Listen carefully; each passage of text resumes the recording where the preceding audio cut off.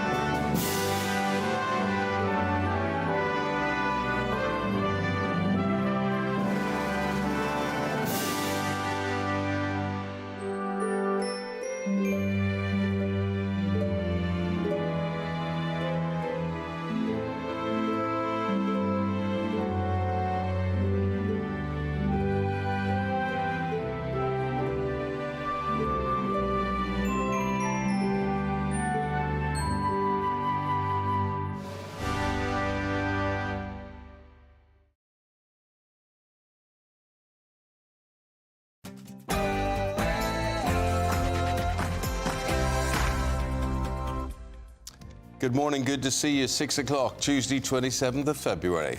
Welcome to the programme. Thank you for your company. You're tuned into Breakfast with Eamonn Holmes and Isabel Webster.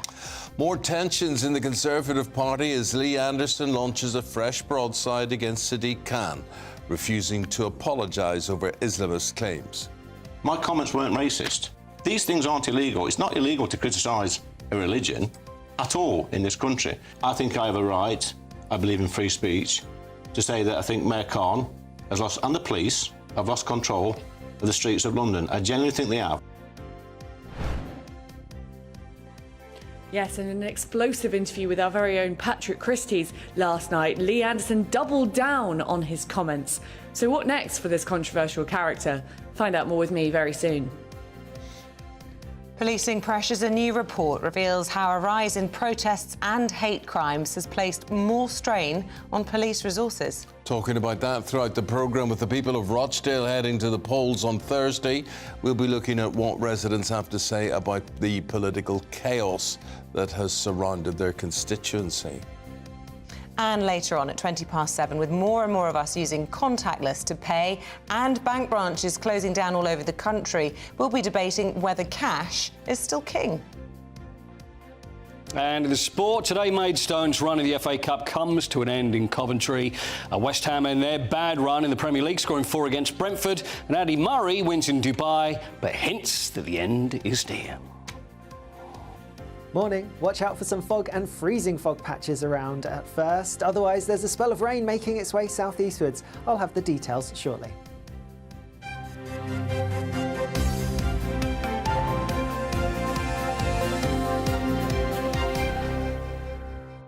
So to our top story this morning, continued divisions within the Conservative Party over the Islamist row as Lee Anderson doubles down and refuses to apologise over his comments about Sadiq Khan last week. Last night he spoke exclusively with Patrick Christys. My inbox has exploded with support. I cannot keep up with my WhatsApp messages, my text messages, my Facebook messages, Instagram, whatever social media platform I'm on. The amount of support coming through is absolutely phenomenal. They're saying, Lee, please speak out for us. Don't back down. Don't apologise, because you're speaking for millions of people across the country. However, the Prime Minister has criticised Mr Anderson's comments as the Prime Minister claims that he is proof Britain is not racist. Most important thing is that the words were wrong. They were ill-judged, they were unacceptable, and that's what I believe, and that's why the whip has been suspended. And I think everyone can see that tensions are already running high, and what I want to do, I think what the country wants to see, is the heat taken out of this debate, and I think that's the right thing to do. Well, responding to Mr Anderson's comments from last week, this is what the London Mayor had to say. It's been more than 2 days now since the senior Conservative made comments that were clearly racist, anti-Muslim and Islamophobic, and still no firm condemnation from the leader of the Conservative Party, the Prime Minister. The problem is you have a senior Conservative saying things that are clearly racist, anti-Muslim and Islamophobic. That's leading to an environment where anti-Muslim crime is spiralling, and what they're doing is pouring petrol on the flames of Islamophobia. So Sadiq Khan, using that term clearly racist, and he used it twice there. Olivia Utley, how are you gauging this? Well, it feels anything but clear this morning, to be honest. Everything is looking pretty murky. On one side of the Conservative Party, you have the Prime Minister, who suspended Lee Anderson from the party, but has fallen short of actually saying that what he said was Islamophobic. He said over and over again that it was unacceptable. He said that the Conservative Party has high standards, so it was right to remove the whip from Lee Anderson, but he doesn't want to use the word Islamophobic. And that's very important indeed, because those in the Labour Party, including Sadiq Khan, say, as you heard just there, that what Lee Anderson said was Islamophobic. So there's a bit of a row going on there, and about what the Conservative definition of Islamophobia actually is. But perhaps in a more problematic twist for Rishi Sunak, there are arguments from within the Conservative Party as well over whether Lee Anderson said was unacceptable at all. Suella Braverman, the former Home Secretary, has tweeted today suggesting that the reaction to Lee Anderson speaking those words, that the fact that he had the whip removed, was hysterical. And she says that what we need to do is tackle Islamist behaviour head on, something which she thinks we're essentially ignoring with this sort of semantic row over exactly what Islamophobia means. It's all getting pretty murky, pretty difficult, and it feels as though Rishi Sunak is going to be feeling the full force of this. Meanwhile, of course, we've got Lee Anderson not backing down at all. He said that what he said absolutely was not racist. Let's have a listen. My comments weren't racist. These things aren't illegal. It's not illegal to criticise a religion at all in this country. And of course, there is Reform just waiting in the sidelines. Reform UK are challenging the Conservative Party from the right, and this is gold dust to them. Any row over something like this is fuel to their fire.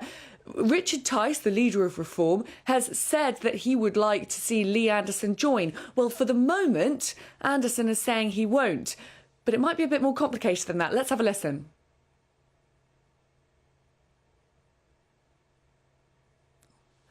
Don't have the clip there. Yeah. But he is saying that he wouldn't rule out joining Reform. So this is getting very, very difficult for the Prime Minister. And of course, let's not forget that this is all set against the backdrop of this very, very tricky by-election in Rochdale this Thursday. Finding himself once again between that rock and a hard place, the Prime Minister there. Olivia, thank you. Headline front of the Express today, and they're saying, get him back. Tories rally round race row Lee Anderson. We're asking you, watching and listening at home today, where do you stand on all of this? Are you any the wiser? Is it any clearer to you? Lee Anderson saying it's not racist and it's certainly not illegal, anything he's had to say. So somebody just sort of point out the racist bits and we'll discuss those today. Joining us now to discuss this further, Deputy Leader of Reform, Ben Habib. Ben, what do you make of this whole hoo-ha? Well, I think it's a shame that the hoo-ha has developed the way it's developed, because what's happened here, Eamonn, is that we've got distracted from the real debate, the real issue, which Lee mentioned in his interview with Patrick last night, and that is that Sadiq Khan and the Met have lost control of the streets of London. And instead of discussing the root causes of why we've got demonstrations on London, what the underlying issues are, why we've lost control of the streets of London, we're now caught in the weeds of a debate over what Islamophobia is. Indeed, I'd like to, if we're going to have a debate on semantics, I'd like to widen that to include the word Islamist. And we've got caught in this kind of identity politics, which is absolutely delightful for Sadiq, because he can wrap himself in the cloak of a minority being pilloried by Lee, making all the points that Sadiq Khan loves to make. He trades on identity politics. And sadly, what he's been given is fuel for his fire in this respect. What I think Lee needed to do was to stay away from words like Islamist, which none of us really know what the meaning of it is. You know, what is an Islamist? Is that an extreme Muslim, or is that just a general term applied to all Muslims? And so we get caught in those weeds in that debate. What Lee really needed to say was that Sadiq Khan trades on identity politics. He hasn't clamped down on these marches in London, that hate speech has taken place in these marches. It should have been controlled. And the other issue that I think sadly has been lost in this debate, which is critical and central, and for which the Conservative government is squarely responsible, is the propagation of diversity, equality, and inclusion, the promotion of progressive ethnic minority rights, ethnic minority religious rights, and so on, to the detriment, if necessary, of the majority white people in the United Kingdom. And it is DEI, a policy that is embedded in the regulatory and legal framework of institutions in the United Kingdom now, including the Met, which has been put there in large part by the Conservative government. Lee's criticisms of losing control of the streets of London, Lee's criticisms of the Met, should have been equally directed to his colleagues in government. And that's the shame of this, really, is that we're getting completely distracted down a cul-de-sac of identity politics, which is where Sadiq Khan is completely at home, and we're not hitting the real issues. Yeah, the shame of it, but I mean, you could say that that is Lee Anderson's fault, that everybody is now having this debate, and we will be talking a great deal about policing and the issues around it, because there is a big report out today. But specifically to your point about how Sadiq Khan stands to gain from this, Reform stands to gain from this as well. Let's not pretend they won't. I mean, there's a strong chance, isn't there, that Richard Tice's overtures that have been put out there could be picked up by Lee Anderson. In fact, he's pretty much a de facto Reform MP now, whilst he's suspended. Well, let me just be clear on one thing. Reform UK is not seeking to recruit any Conservative MPs. Any Conservative MP wishing to join Reform needs to, interview in the same way as anyone else would. There was a time a couple of years ago when I used to hold out the hope that Conservative MPs may discover their conservatism and either leave the Conservative Party, which effectively has become so Liberal Democrat, it's hard to distinguish themselves from the Liberal Democrats and indeed the Labour Party. And I had hoped that there would be a body of Conservatives who would be prepared to leave the Conservative Party and set up their own Conservative Party, a genuinely small C Conservative Party. But I've given up on that. Every Conservative MP who sits in the Conservative Party is part of the problems that have been created for the United Kingdom. We sit on the precipice of economic disaster, social, cultural, political, and indeed constitutional disaster as a result of this Conservative government.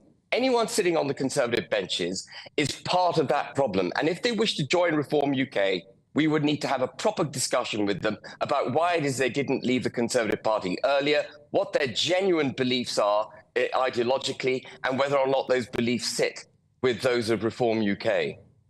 Okay. Thank you, Ben. Thank you. Leave it there. Appreciate that. We've now got Peter Blexley in the studio. Peter's a former Scotland Yard detective, and we're talking about this report into policing protests and the size and frequency of protests over the conflict in Gaza have strained resources, it's being reported, Peter. I'm sitting here in fear and trepidation. Am I going to be seen to be Islamophobic by commenting on this. I mean, this is fact. This is not opinion. Yeah, this is quite a wide-ranging report, and what really needs to be done is to read between the lines of what is said, because the report stops short of making criticism particularly of the police and, of course, the Met Police. But what it does say is, very notably, is that policing of protests must be done without fear or favour. So that's clearly hinting at the fact that they think it may not have applied in the past, and that policing should be applied equally, whether it's a protest of 20 people or 20,000 people. So those quotes, I think, are really saying to the Metropolitan Police, in less than clear language, however, come on, you know, it's fallen short of what it should have been. And to Joe Bloggs, I mean, you almost don't need this report to tell them this, but what this has identified is that all of these protests are diverting resources away from day-to-day policing. So if you have a burglary, chances are the police won't be able to attend because all of their overtime, all of their work is being spent trying to keep people safe during these protests. Absolutely, and the committee has said that organisers of these protests probably should be forced into giving more notice of them, because literally they're telling the Met within days that there's going to be 100,000 or more people on the streets of London, and of course that's putting huge pressure on the police and their resources. There's some other interesting points I think that it raises, namely we've seen a rise in hate crime incidents recently since the events of the 7th of October last year, and the committee point out that the government's hate crime action plan has expired. Well, clearly that's quite a shortcoming on behalf of the government, and they're saying that it's too early to tell whether the new Public Order Act provisions that were passed last year are actually going to be effective or not within the policing. And there's a big statement in regard to our elected representatives, in other words, our MPs, that they must feel free from intimidation. And of course, I think we would all chime with that.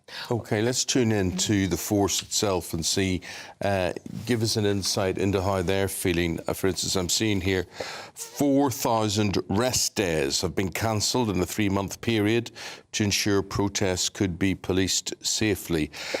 Now, what is a rest day? We're talking about, like, you work Monday to Friday and you get the weekend off. Is that a rest day, or is a rest day more than that? Yes, but of course, in policing terms, officers don't work those kind of shifts. They are used to working shift work and weekends and bank holidays and all of that. So their days off are scheduled at various stages according to their commitments. But what it is saying is when there are thousands of officers required to police one of these huge protests, they have to cancel officers' leave at very short notice a lot of the time. And there is, of course, financial implications to that, because if we were police officers and we had our day off scheduled and it was cancelled with less than 5 days' notice, we get paid double money for that. So there's a cost implication to it. Of course, the Met have had to draft in officers from other police services the length and breadth of the country. Those officers need transport, they need accommodation, they've got to be put up in hotels, and so the bill grows and grows and grows. But in fairness, very little of this has anything to do with Sadiq Khan, has it? Well, he doesn't get a mention in the report, of course, although I think the Met are going to be extremely grateful that they do not get subject to direct criticism. They can sit in the corridors of policing power today and say, see, we're not directly criticised, but when the report does say you've got to do this policing without fear or favour, that is a very stern, albeit somewhat veiled criticism. OK, my friend, thank you. We're going to be talking about this throughout the programme, but Peter Blexley, thank you very much indeed for introducing us to it. You've got a view, GB Views at gbnews.com.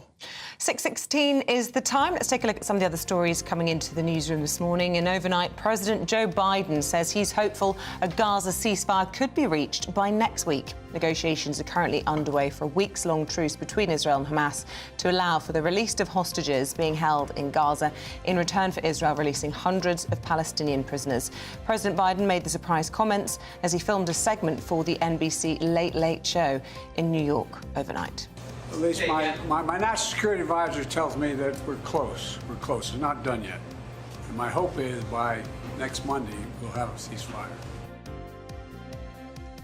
Hungary's parliament has approved Sweden's plans to join NATO, clearing the way for the country to be in the organisation almost 2 years after applying. After months of delay, 188 Hungarian politicians voted to back Sweden's membership. It's an historic move. Sweden, who has not been at war since 1814, have historically avoided military alliances for more than 200 years, and at the start of 2022 still ruled out joining NATO. And the Home Secretary is set to call on the international community to take collective action on migration. He'll be speaking during a 2-day visit to America. Mr Cleverly will urge countries to work together to address migration's root causes and, as Mr Cleverly puts it, smash the people smuggling gangs.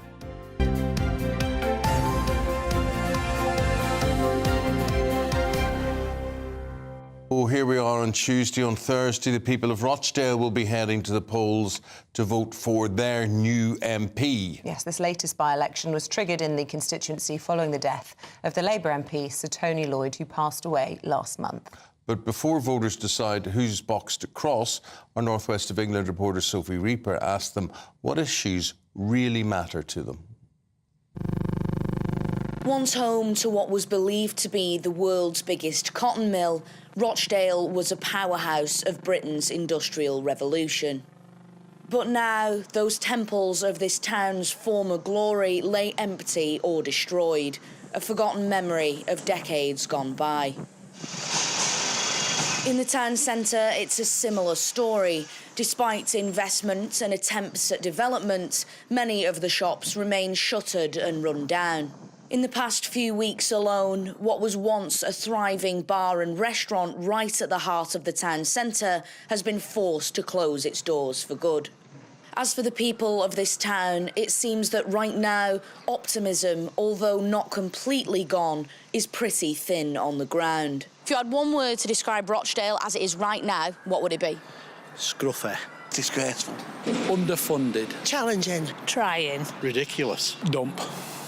With a population of just over 220,000 people, there are lots of voices to be heard here in Rochdale. But what exactly are those voices going to be asking of their new MP to be? To start with, the roads are a complete disgrace. The potholes in every borough you go in Rochdale are just a disgrace. They need sorting. I would like to see the new MP fight for Rochdale in Parliament. Money. It's the only thing that will change the town. Knock the town down and start rebuilding it like Bury is. Things are all over. It was one of the richest towns in the country at one time. It's one of the poorest now. I think Rochdale has some nice areas and we get a lot of bad press. But I do think they could do better. On Thursday, voters in Rochdale will head to the polls. But no matter who they choose as their new MP, it's clear that the people of this town feel it's time for something to be done. Sophie Reaper, GB News. And here are the candidates standing in the Rochdale by-election. Azhar Ali remains the Labour candidate on the list, but of course, as we know, will be standing as an independent if he wins. Mark Coleman, Independent. Simon Danchuk for Reform. Ian Donaldson, Liberal Democrat. Paul Ellison, Conservative. George Galloway, Workers' Party of Britain. Michael Howarth, Independent. William Howarth, Independent. Guy Otten, Green Party. Ravin Rodent, Subortna, Official Monster Raving Looney. And David Tully, Independent. Thanks to all this Lee Anderson comments coming in. Paddy says, no, Lee wasn't being racist. He's hit the nail in the head with all of this. Peter says, it's interesting to hear Sadiq Khan's responses. Words acknowledge that there are flames of Islamophobia already. Lee is simply accused of pouring petrol onto the problem. Oscar says Lee is not racist. However, he is Islamophobic. Making that distinction there. Keep those views coming in and we'll try and reflect those as much as we can throughout the show. I can't see the difference. If you're Islamophobic, surely you are racist. Well, there's lots of debates about whether it's specifically about religion or about skin colour. And, you know, a lot of people saying he's just conflated people based on the fact that they are... Well, Sadiq Khan, he's conflated with it all because he is of a different ethnicity. That is where the Pauline whole saying dilemma if comes the in. Tories replace Sunak with Lee Anderson, they will win the election hands down. Archie says we have to back Lee Anderson. He's speaking for millions. I hope he keeps going. Thank you very much indeed. Obviously, that's going to be a big story with us throughout the morning. Yes. And your opinions and your points of view, very welcome.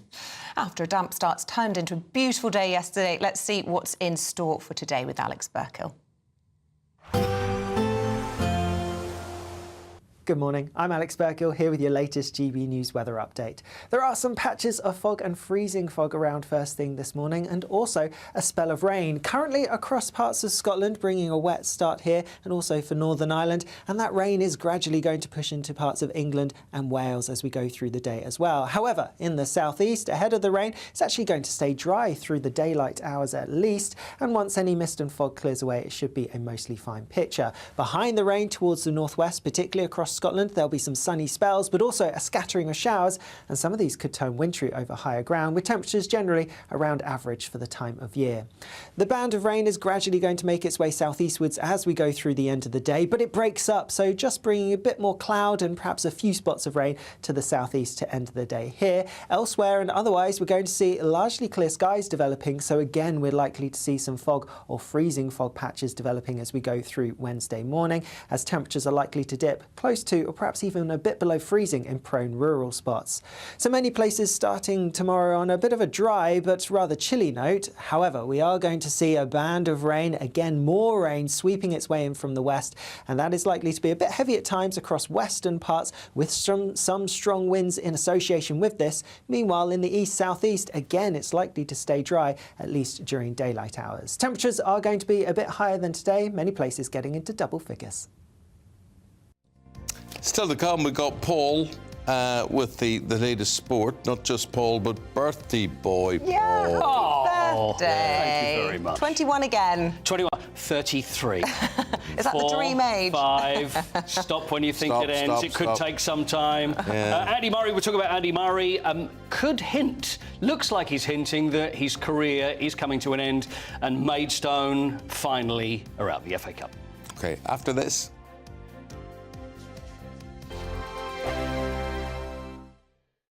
Good afternoon, Britain. Weekdays from midday.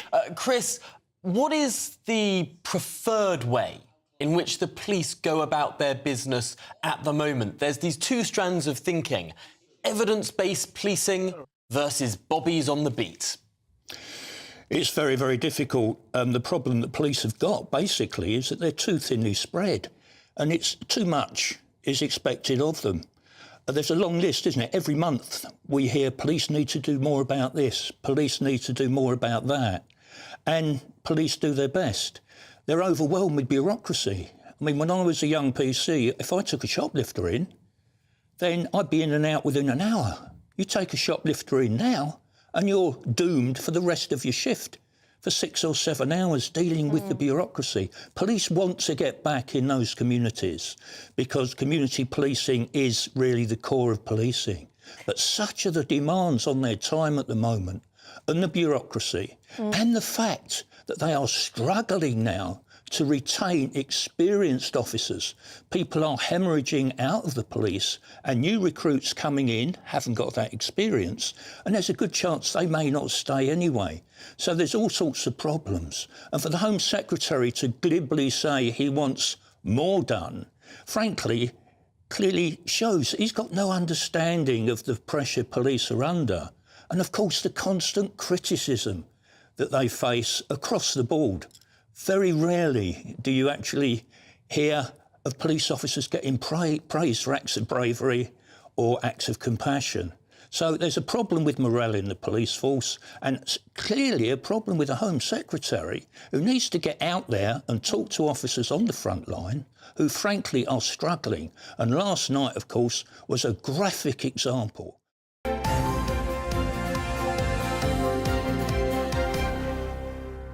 OK, well, the fairy tale of Maidstone is over. Paul, tell us how it went. It went pretty badly. It went pretty badly. Where does the phrase "sent to Coventry" come from? Do you know? Oh. If you get sent to Coventry. Because, I mean, Maidstone was sent to Coventry and pretty much they lost 5. There's one for you there. Yeah, we'll have a ruling on that one. We'll have a PGA ruling. So Maidstone go up to Coventry after beating Ipswich, 5th round of the FA Cup. First time a 6th-tier team has got so far, and they got spanked, actually. It went very 5-0, 5-0. So the luck run out. George Alakobi, who is the manager, though, of Maidstone, love what he said. He said, this is bigger than football. This is about the togetherness of the community. We've inspired so many people in the Maidstone area and globally, and they took thousands up there. You know, and I love that they took the cardboard cutouts. You know, they have the cardboard cutout of the cup, all that stuff. So that's the magic of the FA. Anyway, loved all that, but it all came to a... Apparently it originates from the era of the English Civil War, when parliamentarian supporters would take royalist prisoners of war to Coventry. So then that's so nobody talks to yeah, so that's where it came from. I know there's a FA Cup action tonight, for instance, Chelsea, Leeds, whatever. I'm not a fan of this midweek stuff. I know. You know, I just think it does... I mean, you look at how big the League Cup was on Sunday, and yet the FA Cup is a bigger tournament. Yeah. Why are we dodging it? Everybody goes around saying, oh, it's the biggest tournament in the world. It's the greatest tournament in the world.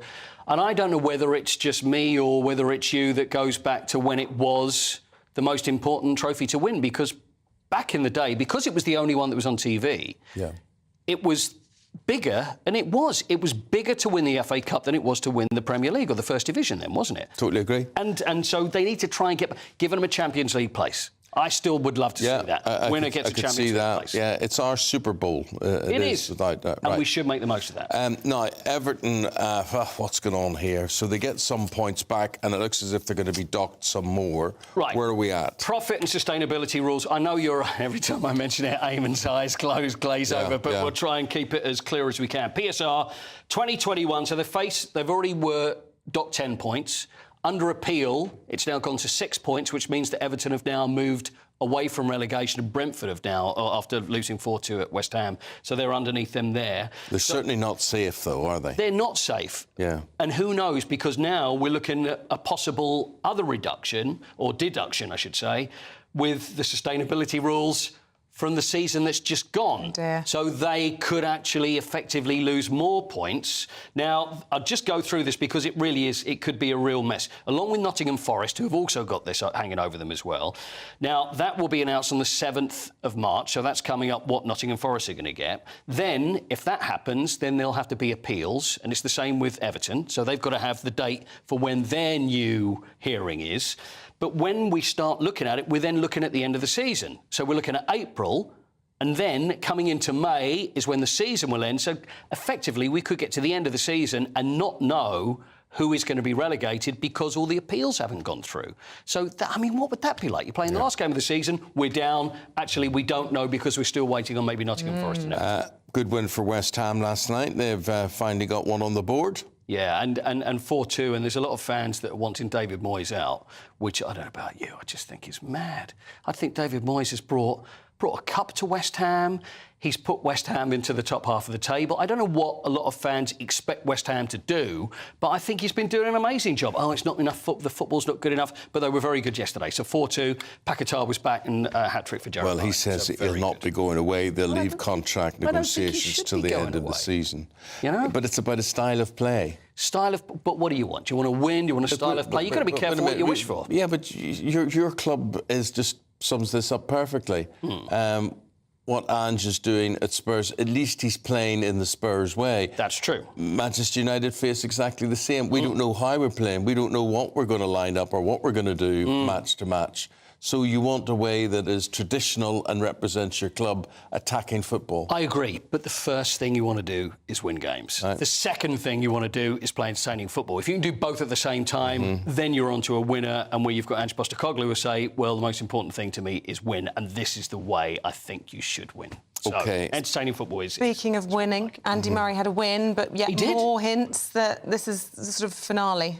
Denis Shapovalov, he managed to beat yesterday. Well, he's a name. He is a name and a half, actually, in the Dubai tennis tournament. So yesterday, Andy Murray wins, but he has started giving a few clues, and this is what he said yesterday. By the way, it was his 500th, see if you can get this, 500th hard-court win, and he's only the 5th professional tennis player to actually manage to do it.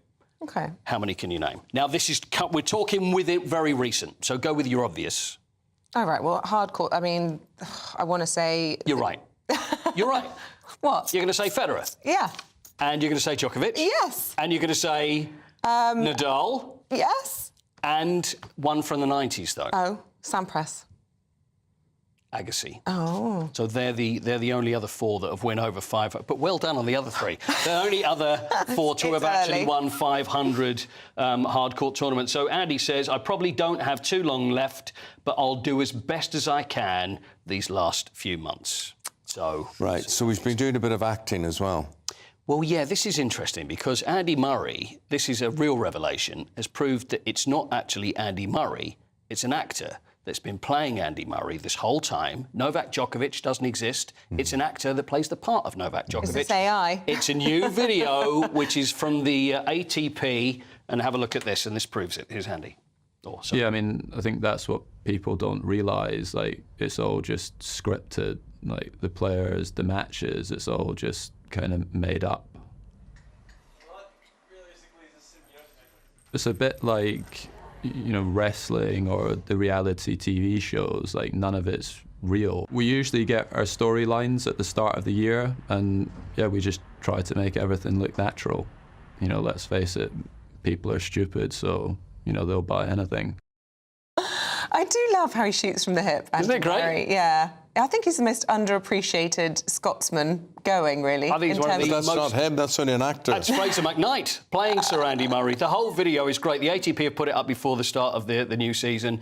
There's Novak Djokovic, and so the whole thing is set like the whole of tennis is a reality show, and it's actors playing the part of the tennis players. It's very entertaining. Brilliant. Fraser McKnight's my favourite. Lorraine Kelly. She's not really Lorraine Kelly. I know, it's amazing. Yeah, yeah. It's only a character. But they're good actors, though. That's the difference. Yeah. Well, OK. Whatever you say. Thank you, my friend. Birthday boy. Thank you very much. We need to get Colin the Caterpillar in here somehow. Oh, that would be nice. We're going to try and sort that out. Up next, we're going to be going through the front pages and the biggest stories of the day. We're doing that with Emma Burnell and Claire Muldoon. See you next.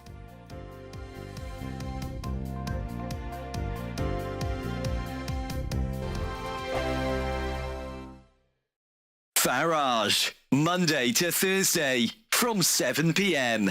Lots of people have different ideas, but principally a conservative approach to getting growth is to reduce taxes so that people, ordinary people and businesses can spend more of their own money to invest and grow the economy. So the theory is that you cut taxes and that then pumps more money into the economy. Exactly right. And then people, you know, it's not government that are creating wealth.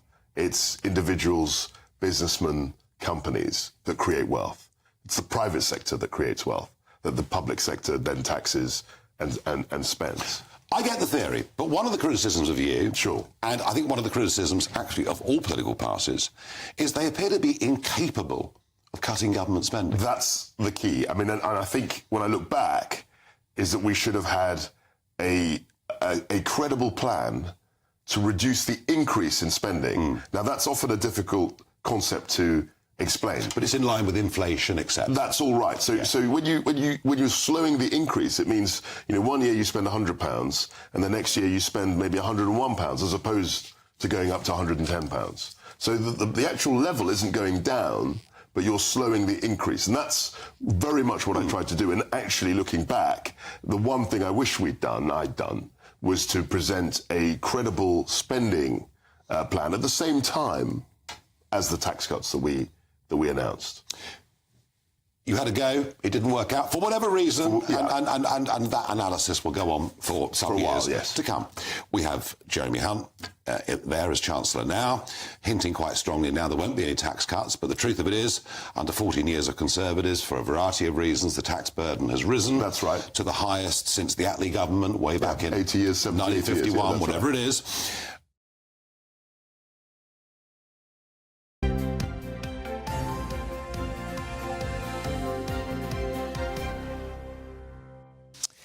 Nice one to run through the front pages of the papers. Here's how they're stacking up. The Times is reporting on the Prime Minister declaring he is proof that Britain is not racist. Daily Telegraph leads with the Ministry of Defence's U-turn over plans to allocate housing based on family size rather than rank, whatever that means. The Daily Mirror is reporting on the alarming rise of children caught up in blackmail scams.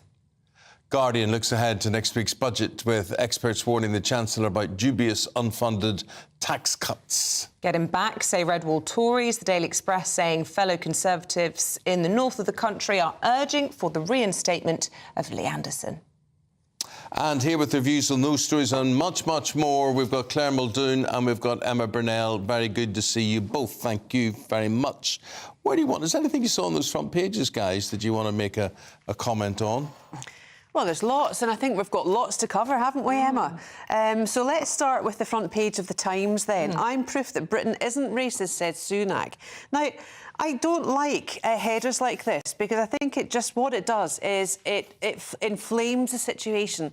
Whether Britain is racist or not, that's not in this headline. This headline is Sunak trying to put out the flames of whatever Lee Anderson and whatever the public opinion is about what Lee Anderson said. But he is proof that Britain isn't racist. Yes, but that's not what the headline is making about. This is about Lee Anderson, OK? I don't give a hoot, right, really, what Lee Anderson says. I didn't vote for him, but we need to remember he's an MP, and if it was me, I would have told him to turn this, and his defence would be, I merely reflected the views of the electorate, of the people who democratically voted me to be an MP. Well, and I think this is we're all skirting around the elephant in the room here, which is the Prevent report that actually showed there has been so much ideology, so much focus put on the extreme right wing, to the extent that terrorism and ideology has been able to infiltrate cells, infiltrate schools, infiltrate tertiary education, infiltrate society in short, and that, I'm afraid, we've taken the eye off the game, like we did in Rochdale, because we were feared that we would be called racists. But Emma, I mean, I think this headline is interesting because nobody is suggesting that the vast majority of the country is racist. What we want to know is whether Lee Anderson's racist or not, and he seems unable to answer that particular question. Yeah, there are two questions being asked here, I think. One is what is happening in the Tory party and can Rishi Sunak damp it down, sort it out? The other is, are Lee Anderson's comments fair and valid? I would say the answer to both of those is probably no.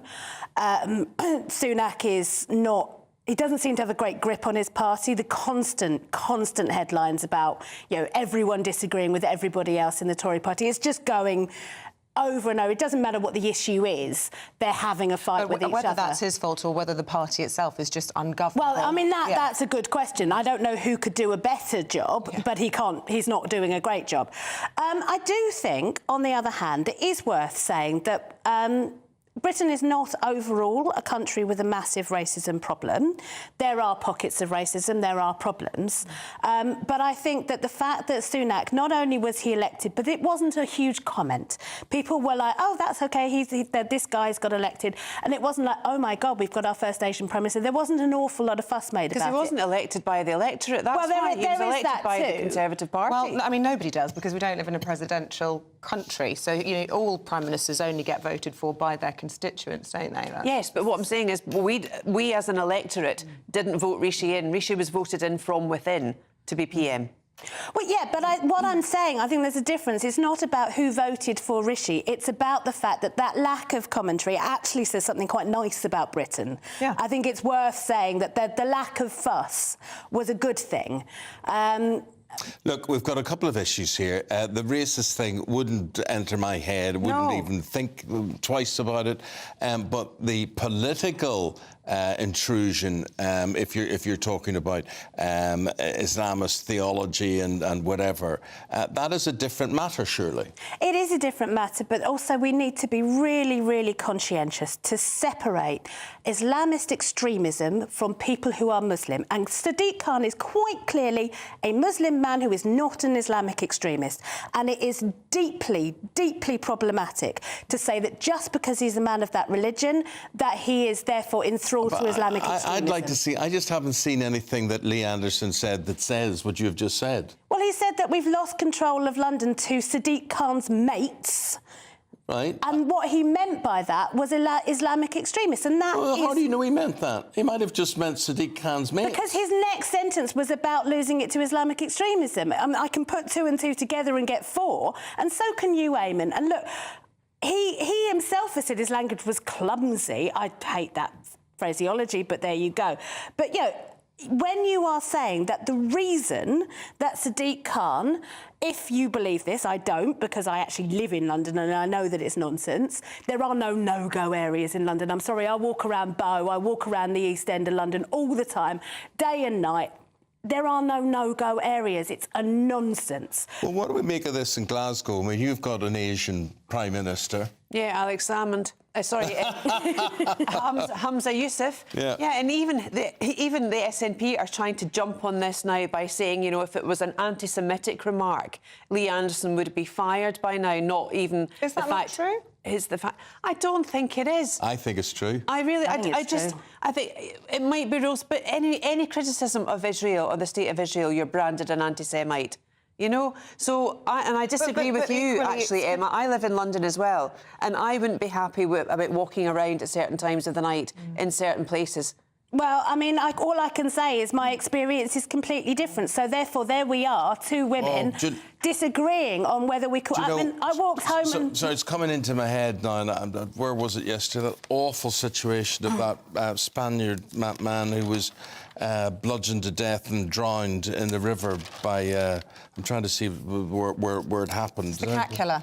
Yeah, the cat killer. I don't think that was in London, was it? I think that was Oxfordshire. No, I know that. I'm just pointing that out and saying, you know, not afraid. Well, that doesn't mean... I'm saying you should be afraid to walk around anywhere at night. That's what I would say to you. I mean, maybe, but I just am not. I walked home. I think I mentioned just off there. It was my birthday over the weekend. I went out. I stayed out late. I walked home each time. Just the idea that I can't... I mean, some people are saying you can't walk down Brick Lane. Have you been to Brick Lane recently? It's lovely. It's very vibrant. There's a fabulous bowling alley there with a great karaoke. Yeah, and great shopping as well. Well, tying into all of this, Emma, front of the Express, and this, you know, you cannot deny for the Prime Minister and probably why he feels he can't take a stronger line. You know, he's gone as far as to remove the whip, which is a big move because obviously he can't stand as a Conservative at the next election. But... you know, he cannot afford to alienate the red wall if he wants to win at the next election. He's already on thin ice and, you know, Lee Anderson is a hero of the red wall. Is he? I mean, yes, he's a hero of some people. No, hang on. He's a hero of some people. Some of them are in the red wall. They're all watching and listening to this programme this morning. And I'm sure that among our viewers, I know my role. I will not be in the majority opinion. But that does not mean that everybody in the red wall is cheering Lee Anderson on. Some people are, and that's undeniable. You know what it means? I've got to tell you about these red wall people. They're giving off their opinion and they're being listened to on GB News. They're not being listened on any other news channel in the country or any other platform. Hang on. And there is nobody sitting saying, let's look at what Lee Anderson has to say. Is there any truth in this? Now, if some journalist is going to come forward and say, I can disprove this against Sadiq Khan, this is absolutely wrong. Absolutely brilliant. Superb. But nobody's doing that. Everybody's just automatically saying, oh, he's a racist.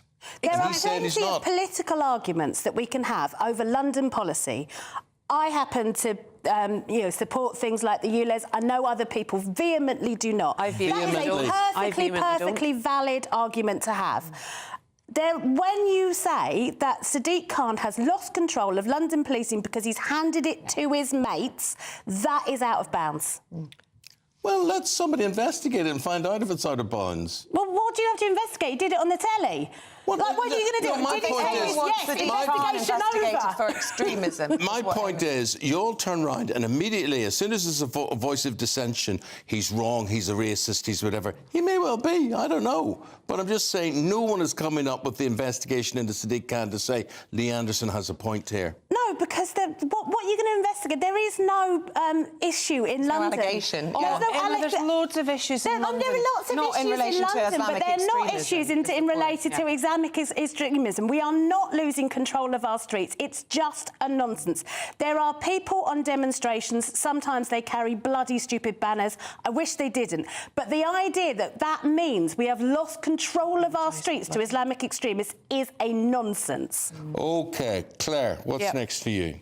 Right, so, do you know what we'll go to? We'll lighten this right up. Page 3 of the Times. Oh, yes, please. Peppa's piggish antics turning our children into brats, says, guess where? USA parents. Well, do you know what? They've given my kids Glee. They've given my kids Hannah Montana. They've given my kids Ben 10. They've given my kids so much.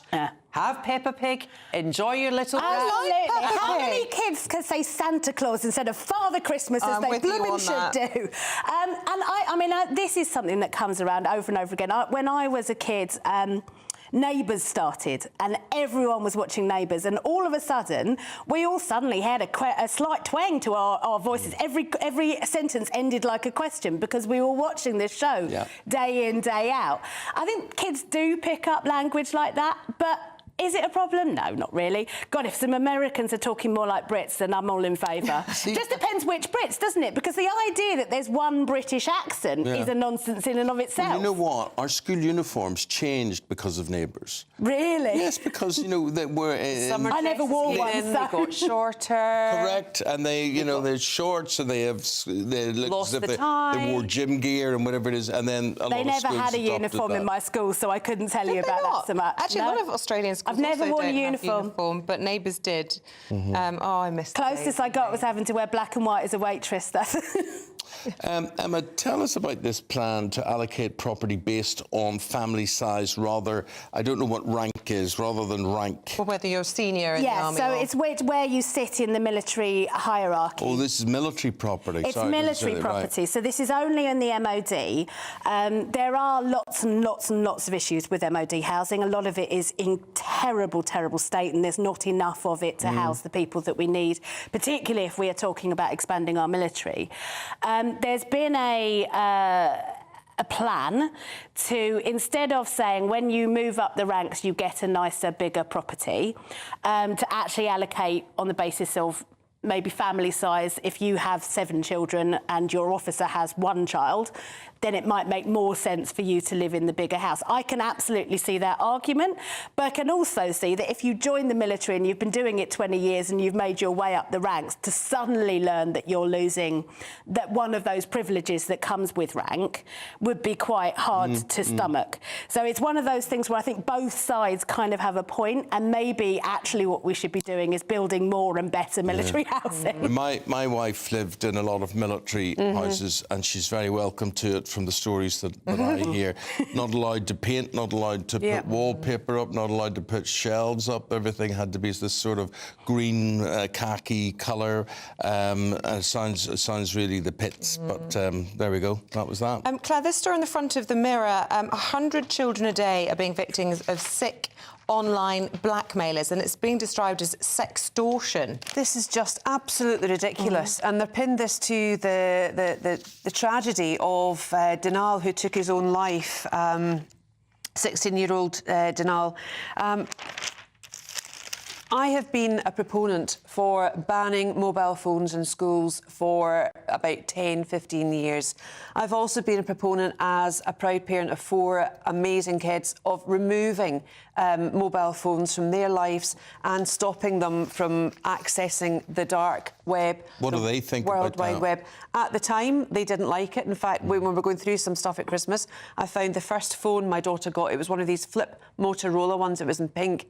It got her where she needed to be. Yeah. I needed to know where she was at the time because she was starting to go out, OK? So the smartphone ban, they were allowed a brick. Yeah, brick, OK? And also, the kids that are being robbed at the moment, they're all these guys want are phones, watches, anything. It makes you take a step back and it makes you think, I'm not putting in place something that would enable someone to take something from my child. It got so bad at some points in West London that my son couldn't walk around with change in his pockets, because that would alert people without the need for the earbuds at the time that he had money on him. So it was just no, right?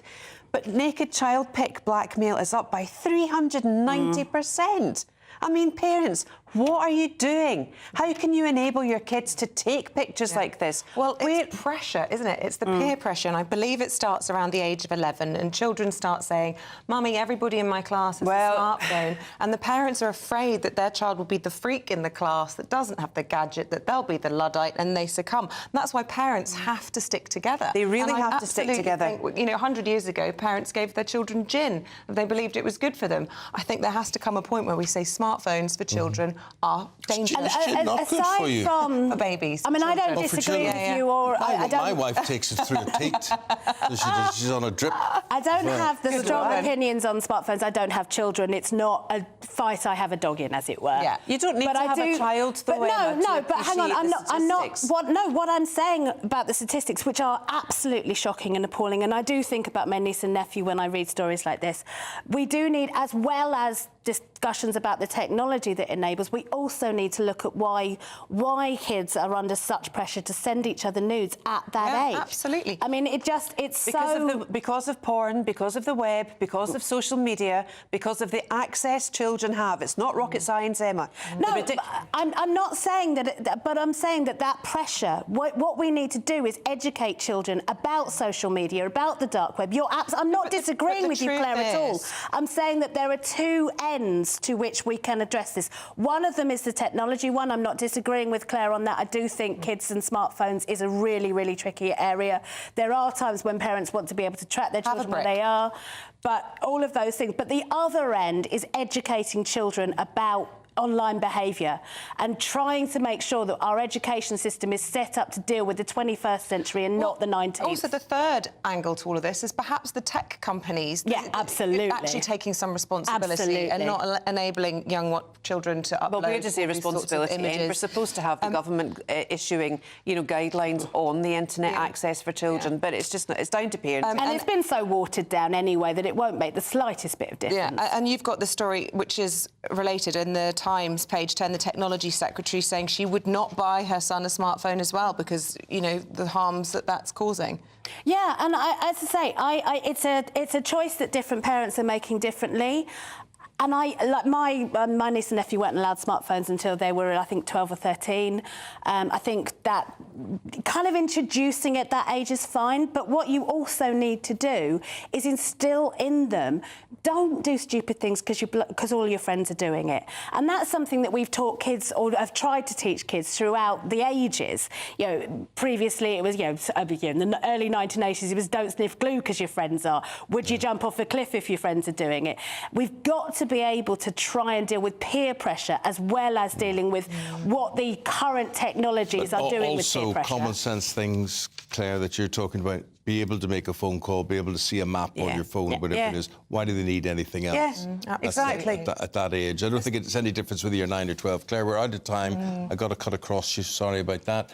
Right, what we're going to do is say thank you to these guys. They're going to be back in about 40 minutes' time.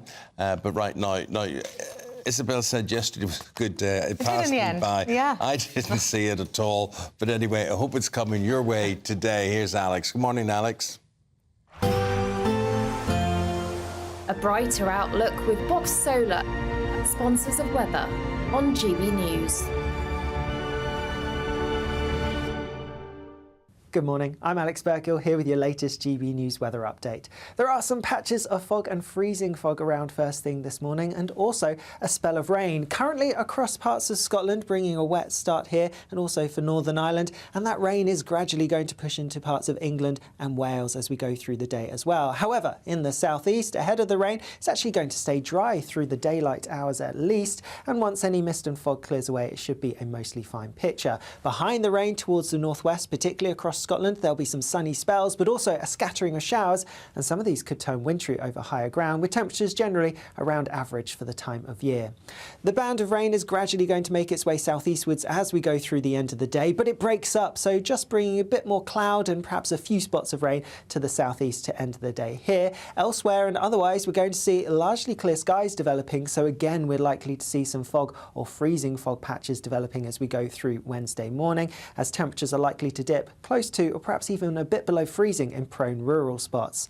So many places starting tomorrow on a bit of a dry but rather chilly note. However, we are going to see a band of rain, again more rain sweeping its way in from the west, and that is likely to be a bit heavy at times across western parts, with some strong winds in association with this. Meanwhile, in the east-southeast, again it's likely to stay dry, at least during daylight hours. Temperatures are going to be a bit higher than today, many places getting into double figures.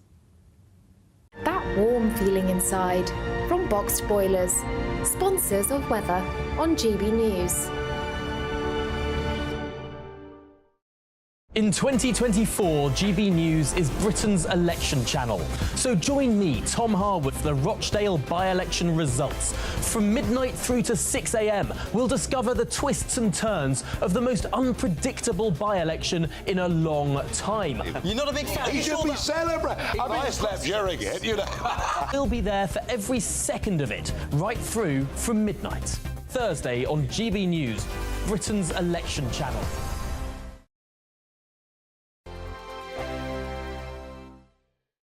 Britain's Newsroom, weekday mornings from 9:30. When you listen to Nigel Farage's assessment there, do you feel that maybe this is as good as it was going to get, given that we had the pandemic and it was inevitably always going to be a bit of a mixed bag? Well, I think it's a bit of a poor excuse from Nigel there that they haven't done it properly. The facts are, Nigel, that it's not worked. It's not going to work. Yes, we will rejoin. I mean, are we better off for it? Are they... Can I jump in there, Charlie? We're going to rejoin under which government? Because Labour aren't going to do that, unless you don't think... But I mean, it's going to be unavoidable not to join, because I think it's getting worse and worse for us. I mean, let me just say this. Are the NHS better because we're out of Europe? No, they're not, because they're not employing more staff. Is the building trade better off? No. Is travelling abroad or to the EU or staying in the EU, are we better off? No. Are we better off because foods rise because of the EU? No. Are we better off with imports and export? No, because they're taking longer. The overall result is that we're not better off. The killer point here is 57% of the public would now vote to remain. 33% would leave. Surely that's the telling point. It depends on the pollster, Charlie, because we were talking to a very good pollster earlier who said there's no enthusiasm for any change in a year. Maybe 10 years, they might be thinking about it. Belinda de Lucia, let's bring you in. I'm sure you want to react to what Charlie said. I mean, who would have thought that the UK wanting to run its own affairs and making our politicians more accountable would be so revolutionary? EU Parliament voted a majority to get rid of the vetoes, the last remaining scraps of democracy that the EU had. Now, luckily for EU citizens at the moment, you know, it means a treaty change to actually go forward. But that is the mood. The ever closer union. We have dodged a federalised, globalist, international, power-gobbling, anti-democratic organisation, and that's worth more than a few trade and travel perks for a few wealthy people in this country. Hear, hear. Belinda de Lucia, Charlie Mullins, great to see you both.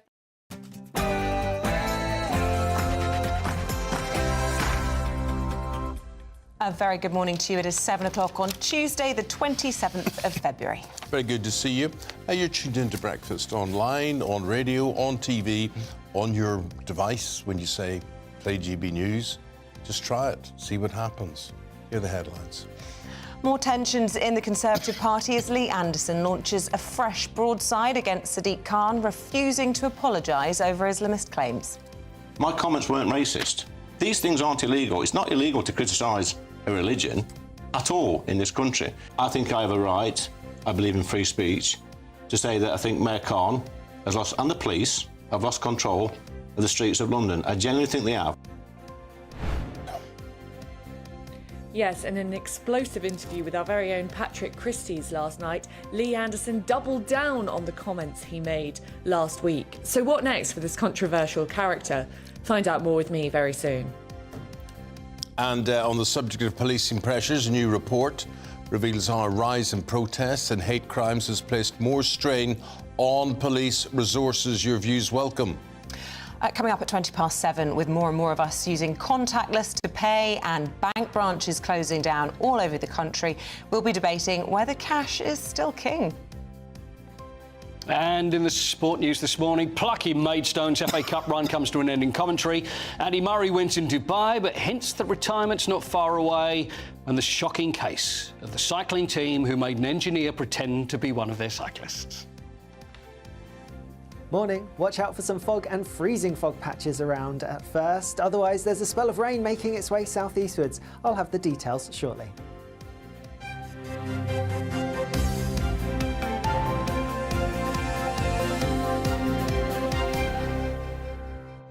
So our top story this morning, it is continued divisions within the Conservative Party over the ongoing Islamist row. Lee Anderson doubling down and refusing to apologise over his comments about the London Mayor Sadiq Khan. Last night he spoke exclusively with Patrick Christys on GB News. My inbox has exploded with support.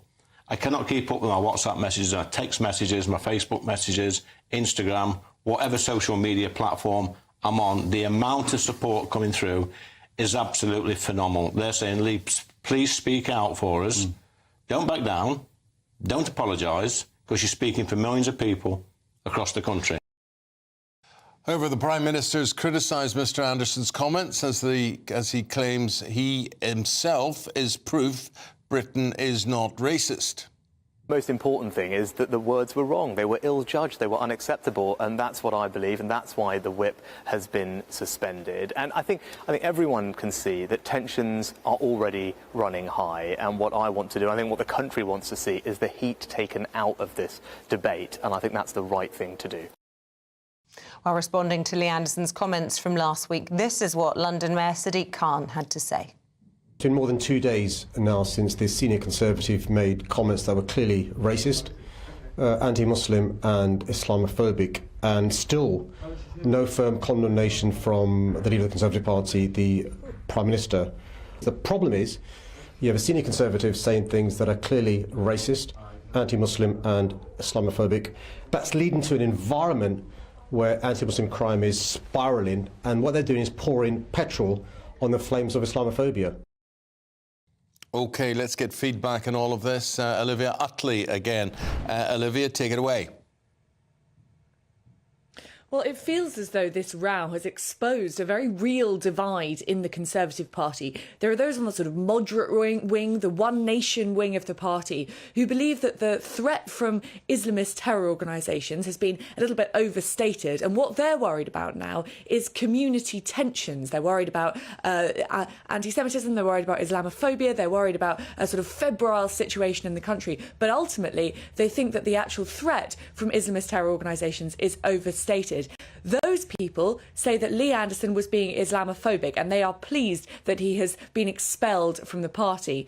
Meanwhile, there are those on the right of the party, friends of Lee Anderson and others too, including the former Home Secretary Suella Braverman, who says that there is a very real threat from Islamist terror organisations, and all the talk about Islamophobia is being hysterical. That was the word that Suella Braverman used. Now, Rishi Sunak is trying to tread a very thin tightrope in the middle of these two groups. He can't afford to anger either of them, so he's reached a sort of compromised position whereby he says that what Lee Anderson said was unacceptable and he has expelled him from the party, but he actually hasn't gone as far as to say that he was being Islamophobic. But it doesn't feel as though that position can hold for very long when there are these two really fundamental differences. And of course, Lee Anderson has not gone quiet at all. In that interview with Patrick Christys last night, he completely doubled down on his statements. Here's what he had to say about not being a racist. My comments weren't racist. These things aren't illegal. It's not illegal to criticise a religion at all in this country. And why this is so complicated and difficult for Rishi Sunak is because it really matters. He has Reform UK, breathing down his neck from the right of his party. Reform has essentially issued an open invitation to Lee Anderson. Anderson says at the moment that he won't join it, but He's kept that door open.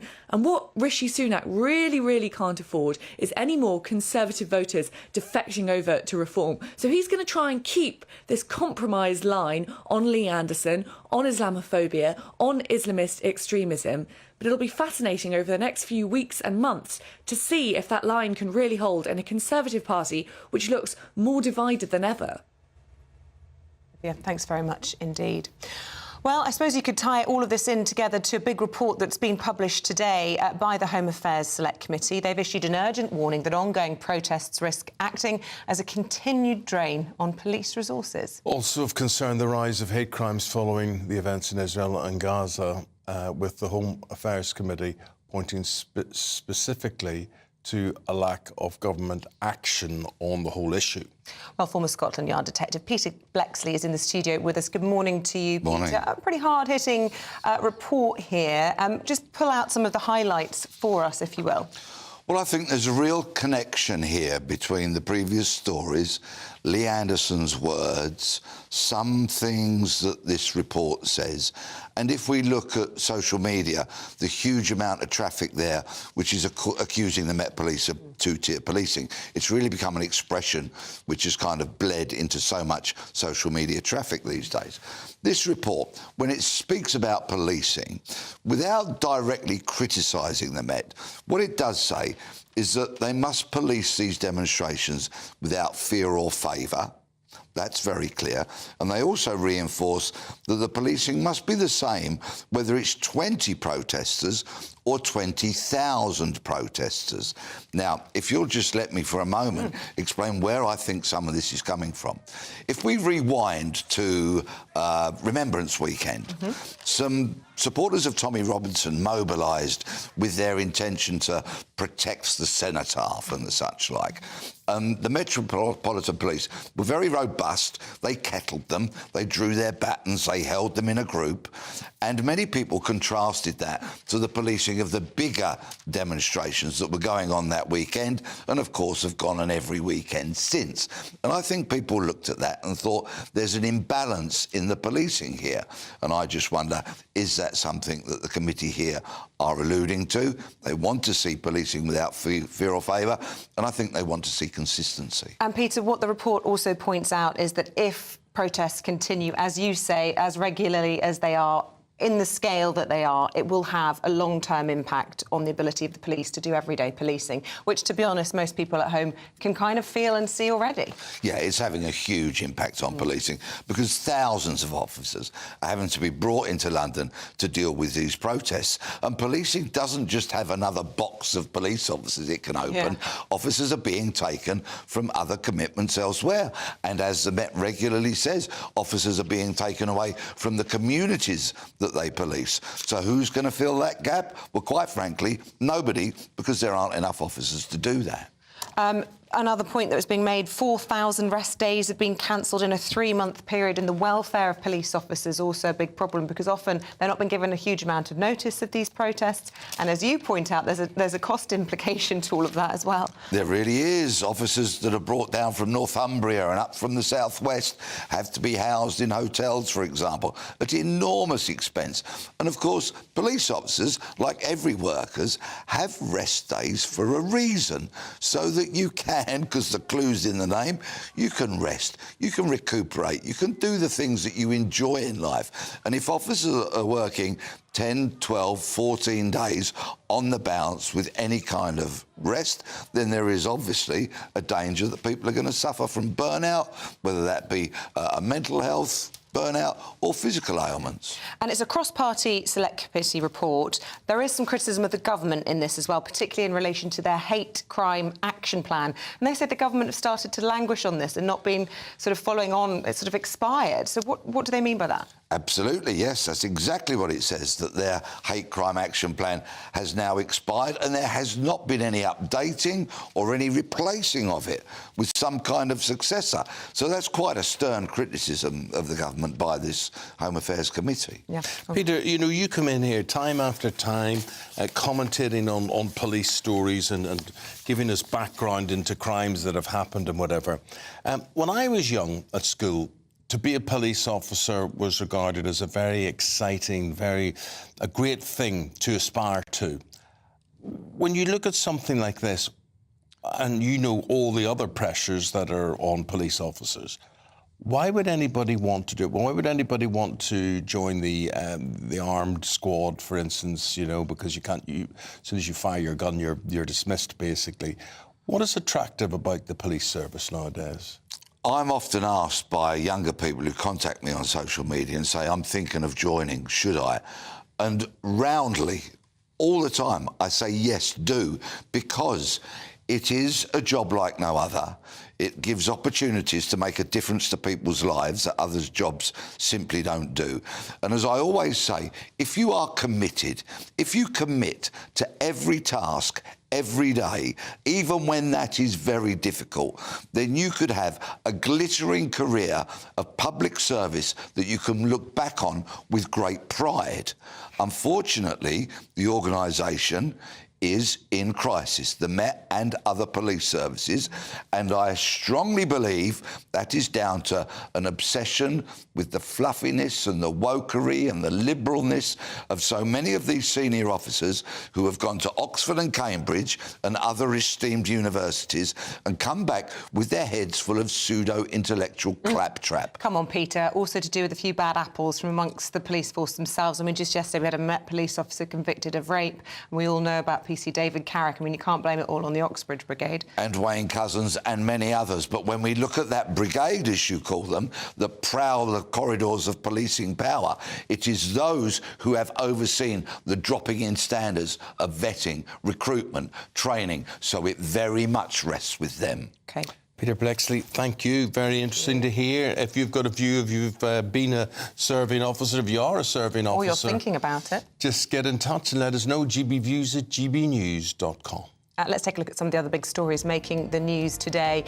And overnight, President Joe Biden has said that he's hopeful a Gaza ceasefire could be reached by next week. Those negotiations are underway for a week-long truce between Israel and Hamas to allow for the release of hostages being held in Gaza in return for Israel releasing hundreds of Palestinian prisoners. President Biden made these surprise comments as he filmed a segment for the NBC Late Late Show in New York overnight. At least my national security advisor tells me that we're close. We're close. It's not done yet. And my hope is by next Monday, we'll have a ceasefire. Hungary's parliament has approved Swedish plans to join NATO, clearing the way for the country to join the organisation almost 2 years after applying. There's been a lot of delay with this. Yesterday, Hungarian politicians voted to back Sweden's membership. It's an historic move for Sweden, who have not been at war since 1814. The Home Secretary is set to call on the international community to take collective action on migration. He'll be speaking during a two-day visit to the United States, where he'll urge countries to work together to address migration's root causes and, as Mr. Cleverly puts it, smash the people smuggling gangs.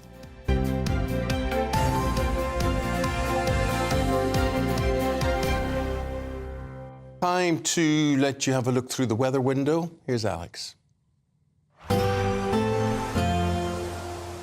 Good morning, I'm Alex Burkill here with your latest GB News weather update. There are some patches of fog and freezing fog around first thing this morning, and also a spell of rain currently across parts of Scotland, bringing a wet start here and also for Northern Ireland, and that rain is gradually going to push into parts of England and Wales as we go through the day as well. However, in the southeast, ahead of the rain, it's actually going to stay dry through the daylight hours at least, and once any mist and fog clears away, it should be a mostly fine picture. Behind the rain towards the northwest, particularly across Scotland, there'll be some sunny spells, but also a scattering of showers, and some of these could turn wintry over higher ground, with temperatures generally around average for the time of year.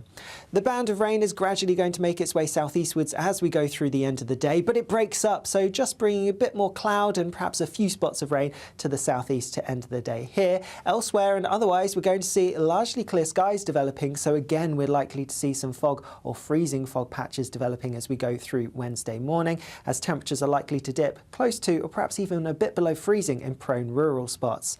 So many places starting tomorrow on a bit of a dry but rather chilly note. However, we are going to see a band of rain, again more rain sweeping its way in from the west, and that is likely to be a bit heavy at times across western parts with some strong winds in association with this. Meanwhile, in the east-southeast, again it's likely to stay dry, at least during daylight hours. Temperatures are going to be a bit higher than today, many places getting into double figures. My auntie lives in Cornwall. She messaged me over the weekend going, another day in paradise. You couldn't even see for the mist and rain.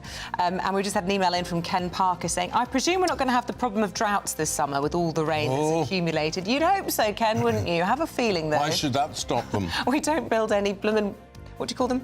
Water reservoirs, do we? So how on earth we're going to stop those droughts, I don't know. But with all this rain... There has been so much rain. So much rain. So much. Unbelievable. Yeah. I think, actually, is it going to be the wettest February on record if things continue? We've got a couple more days to go, but... But there'll still be hosepipe bans, specific droughts. Be all this aspect of these water utility companies, again, that they get away with, that hosepipe bans are our fault. No, they're not. Yeah. They're their fault. It's not your fault, it's their fault. But anyway, if you stop using your washing machine 3 times a week, then it'll all be cured. And still to come, with over 90% of transactions now taking place over contactless and more bank branches closing down. Cash, what's the point? We'll be debating that next.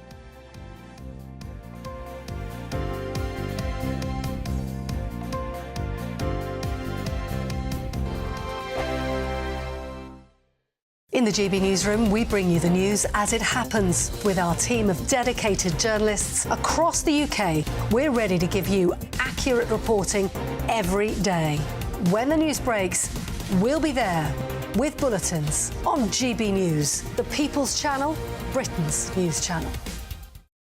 Lee Anderson's Real World. Fridays from 7 p.m. Dr. Jane Jones, who's the clinical lead for Care After Combat. Yeah. Jane, thanks for coming. And just tell me a little bit about your organisation. What do you do? OK, well, thank you for having me here so we can talk about Care After Combat. So we are an organisation, a charity, who work into the prison system, working with military veterans who've somehow got involved with the justice system and... So there's quite a high population of ex-service men and women in our prisons. Why is that, do you think? So 2014, the government did a review of who was resident in UK prisons, and what they found were that military veterans are the highest occupational group, and this obviously raises some concerns. Yeah. So the government wanted to do something about that, and so they supported Care After Combat initially, just as a scoping exercise, really, to see if there was any way we could help these men and women actually, understand the problems that led to offending behaviour and go on to lead successful lives. So what sort of offending behaviour are we talking typically for people that's in prison that's actually served in our armed forces? Primarily, it's violence. Yeah. So that is the highest offence that we work with. Okay. But of course, the military, as with everybody else, it's the full range of offending behaviour. OK, so we're in a pub, Jane, Dr. Jane, and I guess for some people, the odd tip of alcohol is good, a bit of fun of a weekend, relax, let your hair down. But for some people, alcohol is not always their best friend, and I guess that plays a part in some of your veterans that end up inside. Yeah. Absolutely. So, speaking from my own experience, a good 2/3 of the people I work with have some kind of mental health problem or mental health difficulty, struggling to either adapt into civilian life or with some of the traumas they've experienced during service. People might self-medicate with alcohol to manage some of those thoughts and feelings. Yeah. Your weekend starts here with Friday Night Live with me, Mark Dolan, 8 till 9 on GB News. Big stories, big guests and big laughs as we get you ready for a cracking weekend. That's Friday Night Live with Mark Dolan. Fridays 8 till 9 on GB News. Bring your own drinks. The admission's free. Have a great Saturday night with me, Leo Curse, on the Saturday Night Showdown. It's a crazy world out there, so come and make fun of it with me, my panel of comedians, and a couple of people who actually know what they're talking about. This Saturday Night Showdown is your front row ticket to the clown show every Saturday, only on GB News, the People's Channel, Britain's news channel.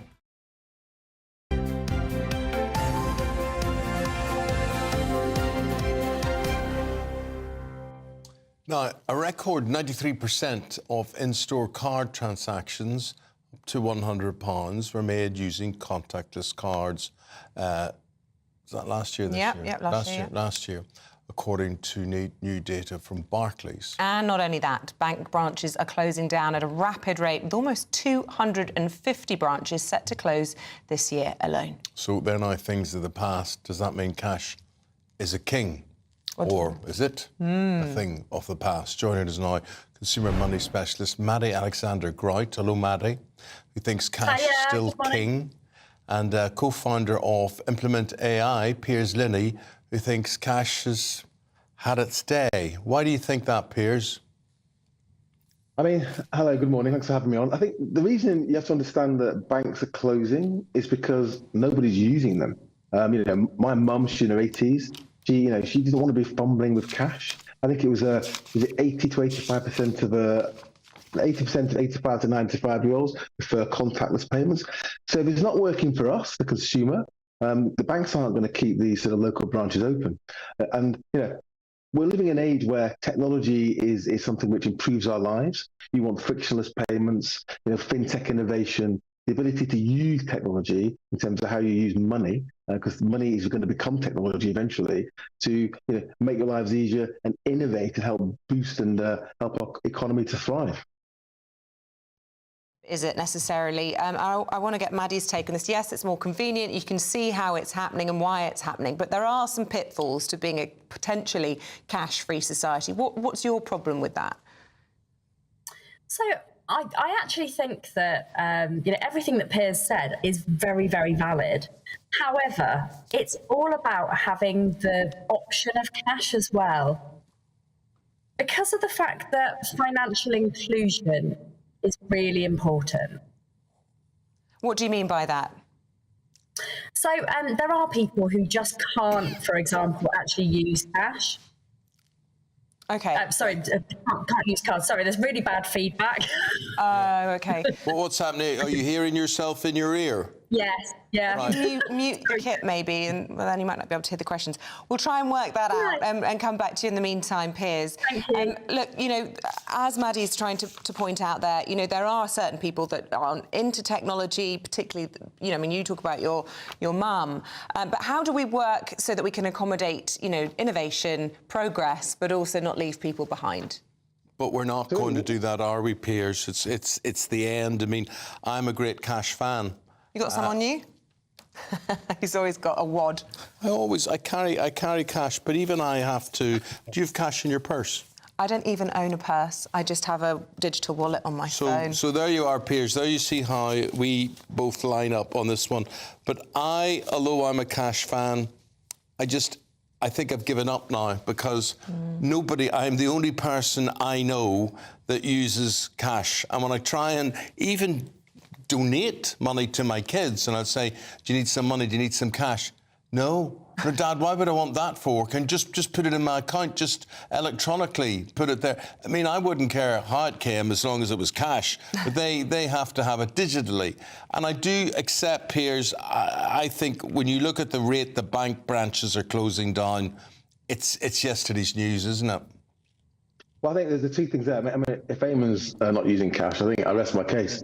But I think that at the end of the day, you've got to think about, there is an issue with the unbanked, but we can't ignore that. You have to innovate. And we're going to be living in a world, I spent my days, working in artificial intelligence, is that, you won't have wallets or phones. It'll be biometrics. It'll be your face. You'll be able to walk into something, it'll recognise who you are, and it'll understand how much money you've got, and you can make payments. Credit companies, open banking, all the money you make or receive has to go through these systems that can be accounted for and used. Otherwise, you're going to miss out on the ability to gain credit and make payments as well. Also, cash costs the exchequer, let's face it, hundreds of millions of pounds every year just to manage the stuff. So I agree with Eamonn. It's inevitable that cash is going away. We have to prepare ourselves for that. Maddie? Yeah, I think what I was saying before about financial inclusion, people who are neurodivergent, people who have got ADHD, they struggle with spending a lot. I know I am a neurodivergent myself. My dad has had multiple strokes. He cannot deal with technology. He is 75 years old. He's not even the oldest person that I know that can't deal with card payments. Last year, I went to a festival with about 3,000 people, and the card machines went down. It was absolute bedlam. That is just one example of one small, tiny little piece of the country. There have been incidents of earthquakes in California and the electricity's been shut down and then people weren't able to make any payments. So there are problems like that. But, you know, it does feel like possibly those are being sort of accounted for and there are workarounds. But, you know, look, we all like hard cash, don't we? I personally will miss it when it's gone. Does it open us up to more fraud, Piers? Are there actual issues around concerns of, you know, everything's electronically traceable with the rise of AI? You know, could we end up seeing people losing cash losing their money more easily? Yeah, so one of the arguments is, is that electronic money, essentially, I mean, talk about cryptocurrency as well, is everything's traceable, okay? Yeah. Which is true to some extent. And, let's face it, there is a reason why some people like cash, which might sort of impact what our exchequer receives, but I won't sort of dwell on that too much. But essentially, what we're going into the world is where money, we're talking about seashells and trading pebbles we were doing, thousands of years ago. Technology is our friend, and we have to innovate. We have to innovate for the neurodivergent to find ways to make it more inclusive, so that we can all use electronic money, because it's going to make our economies frictionless. And fraud, let's face it, the reason why money is not a good thing in terms of hard cash is that it allows for money laundering. It's not traceable. OK, guys, we'll leave it there. Thank you both very much indeed. You got a wider conversation going with people back home. Well, yeah, look, Simon, Eamonn, I'm like you. I always carry cash. Dave in Northumberland High, when cash is gone, do you really think you'll not be charged for your card payments? That's a good point. I like to give cash for tips in bars and restaurants. Otherwise, many owners don't pass all of the tip on. Very true. Lots of people in sport of cash this morning. But you see, when I think of my childhood, having cash, having pocket money, having money, once a week to buy sweets and comics with and things like that. Communion, when you made your first... In Ireland, I don't know, I'm sure you guys didn't do this, but in Ireland, the thing about religious ceremonies, they're worth a lot of money. Oh, really? So when you make your first Holy Communion, you then go and visit all your relatives, and they give you money, and you have a bag, and you put the money in. Oh, nice. And then it happens with your confirmation after that. I didn't make any money out of either of those, but I did get a nice outfit for my first Holy Communion. We got lots of money out of all that. So you can see how your life was based on having cash. So it's like, so if you're a youngster and you want to give a kid a present or whatever, what do you say? There's £15 in your bank account. People give Amazon vouchers, and actually my kids, 6 and 8, they now have their own bank cards, which we obviously manage for them, but they have their names on, and then people who want to give the money within the family can do that through there. So, and actually I was saying to you, last week we were on holiday in half-term in Northern Europe, but didn't see a single euro the whole time. There was just no difference to being here. It was always a big thing going abroad. You'd see a different currency and you'd be trying to work it out in the shop at the till how much you owed. None of that, you just tapped it. It looks as though it's dead. Whatever the demand for it is, but I just think, within a few years, it'll be pointless. Let us know if you disagree. Paul Coit, the birthday boy, will be here. Lots of birthday emails as well, so we're trying to read some of those out. We've got a few more minutes to get them in. Wait till he comes in and we'll embarrass him with those right after this.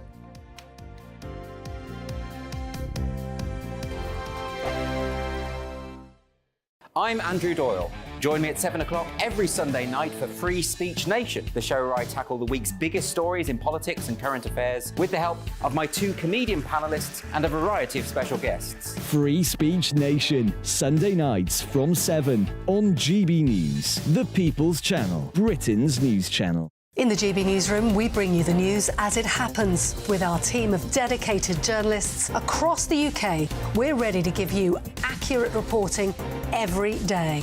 When the news breaks, we'll be there with bulletins on GB News, the People's Channel, Britain's news channel. Patrick Christie's Tonight, weekdays from 9 p.m. Do you find the Union flag, the Union Jack divisive? In some situation, but as Simon quite clearly stated, and I agree with everything that he says in regards that there's situation when people use it for ulterior motive to cause fear, alarm and distress.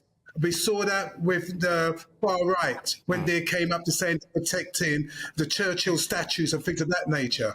But largely on the large whole, even I wave the St. George's flag on a sporting occasion.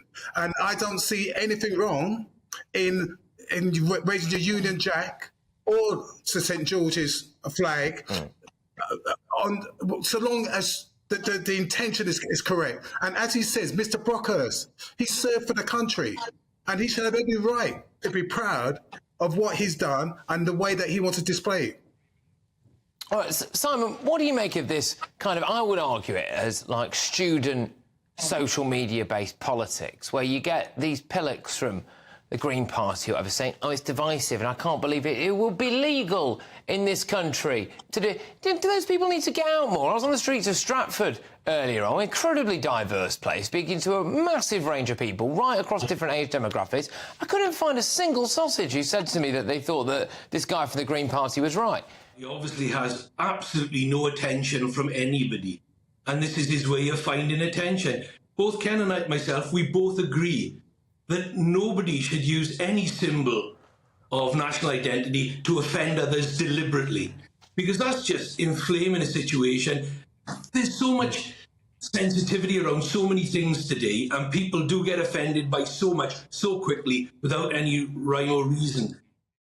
GB News, unlike other broadcasters, isn't obsessed with the London-Westminster bubble. We think there's a nation beyond the M25, and that's why we talk about the issues that matter across the land. Join me on State of the Nation, 8 to 9 o'clock, Monday to Thursday, on GB News. Daisy's listening, and you should too.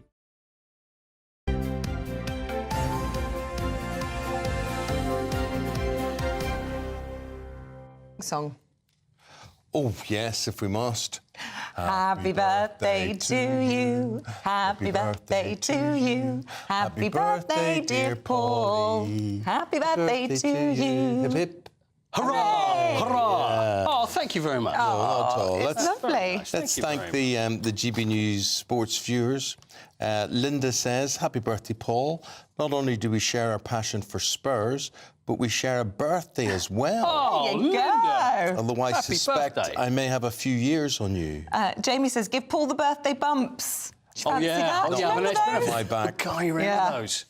And John says, I'd have got Paul a birthday cake had I known it was his birthday, but then due to shrinkflation, there wouldn't have been enough to go round. And my brother Brian in Putney is a Tottenham fan and wishes Paul a happy birthday. Thank All you the very Spurs much. fans. That's but lovely. don't worry, Thank you you didn't so need to get a much. cake because we got you one. Oh, there Might it is. have mentioned Thank it you very earlier. much. Got a little cheeky Colin there. Oh, stop showing his bum. Oh, sorry. There you go. There we go. Right. Oh, I could hello. just sit there just like chocolate all around my mouth. Do we have a knife? We do have a knife, so this will keep you on your toes this morning. Oh, lovely. What's the first birthday that you remember, Paul? Do you remember? Good First question. birthday I remember. You know what? I really don't know. I think it was probably the 59th. It was probably the last one I remember. Yeah. So, no, when was the last? I don't remember the first. You remember your first birthday? When I say first I only probably the early ones I remember through photographs, you know. Yeah. But actually, the one I really remember is probably my 8th, when my mum made an 8 cake, which was an ice rink, and it was all white, and it had little Barbie ice skates on. You know what? You know what I do remember is though the birthday parties is that you'd get a knock on the door and every kid would run to the door to see who was at the door. Never quite understood why that was.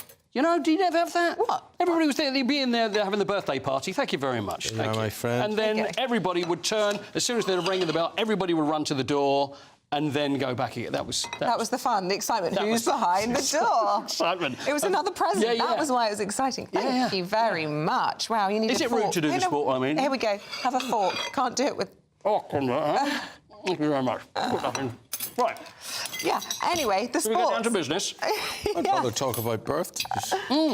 Yeah, but you see, birthdays nowadays, goodness me, my children, they used to have to go to 30-odd birthday parties a year. Oh, my life is birthday parties at the moment, It's ridiculous. It's ridiculous. Then Christmas comes along, birthdays come along, all sorts of things.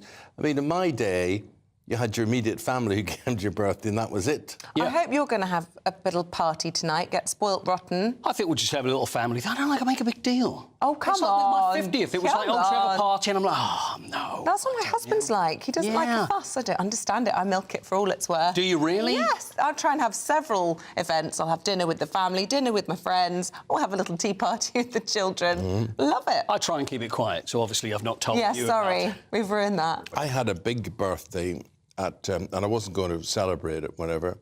And then I was talked into it, and I had it at Old Trafford. Oh, now that's impressive.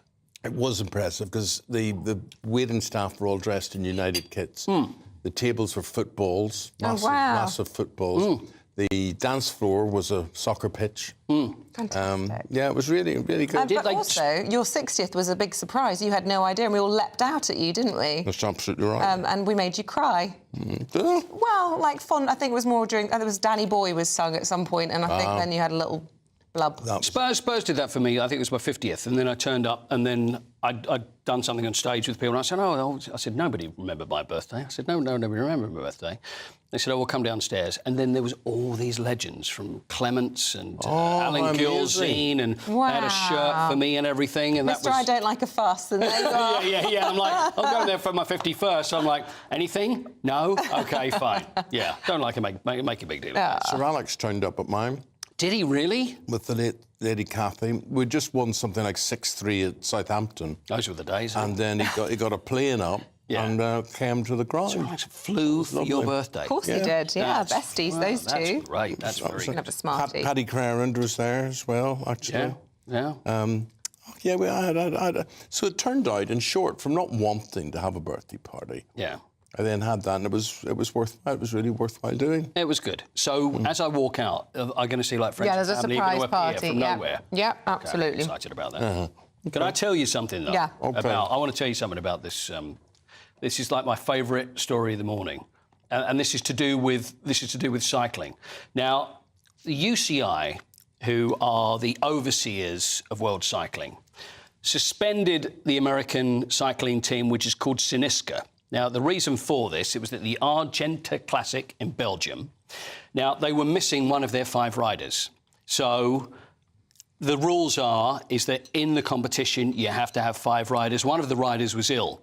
So they thought, well, what are we going to do? So the guy who was in charge of the team said to the engineer, we're going to dress you up as one of the riders. So we're going to keep a mask on your face. You've got to get on the bike, and then you've just got to join the peloton, and then hopefully nobody will notice. Well, they did notice, firstly, because the mechanic was not a particularly good cyclist. And also Moira Barrett, her name is, who was the engineer, was spotted by one of the commissionaires who happened to know the person who was ill personally. So all hell's broken loose. Quite right. Because it shouldn't have been allowed. Yeah.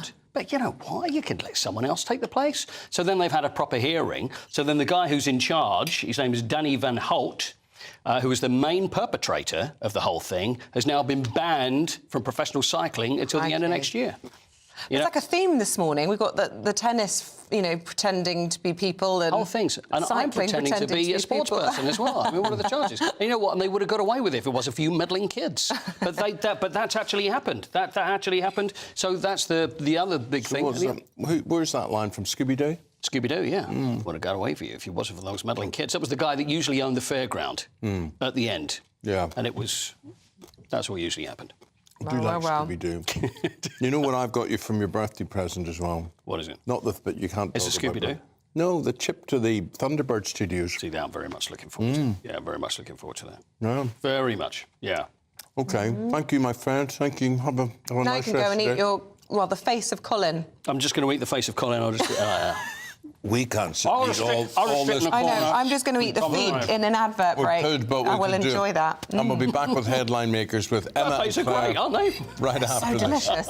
See you later. Thanks for the birthday wishes. Oops. Oh, no, Colin!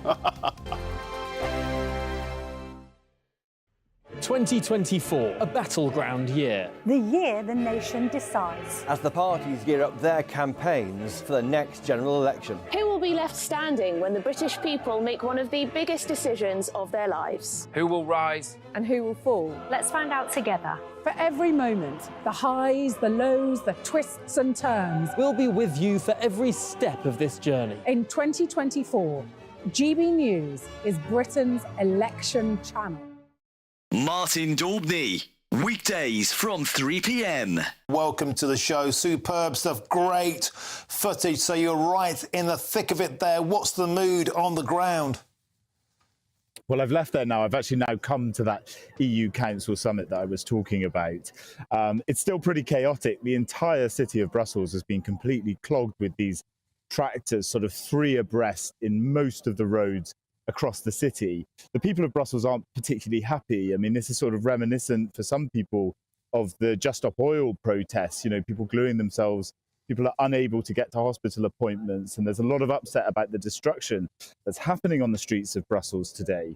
But on the other side, there's also the protests, which the farmers are saying that EU green laws simply are not able to fit with what they need to do to keep their businesses going. And just before the protests happened, we saw the European Commission actually make some concessions to the farmers' protests. And this is on the demands that were put on them to set aside somewhere in the region of 5% of their land for regrowing for biodiversity. A lot of the farmers have said that's not possible, and the European Commission has said that they can delay that coming in. So they have won a small concession with these protests. And Jack, there's a feeling as well, a huge dissatisfaction that the European Union has managed to find 50 billion euros in aid to send to Ukraine, and yet farmers in particular are on the receiving end of net zero targets, taxation on diesel, and endless red tape. So many farmers, Jack, saying they're measuring ditches to see if they have to drain them or not. There are minimum requirements on the width of battery hen enclosures. Endless red tape, as Jeremy Clarkson pointed out in Clarkson's farm in Britain. They've simply had enough, and they're shouting, Ursula von der Leyen, we are here. I think the most exciting bit for me is talking to people. People who I think are ignored often by the major news channels. We're going to give news they want to hear. There's a voice there that needs to be heard. I think there's a chance here for a diversity of opinion to be expressed, which you don't find elsewhere. It's really exciting. We don't hold back. We're free to say how decisions that are taken here Affects us all around the country. Only on GB News, the People's Channel, Britain's news channel.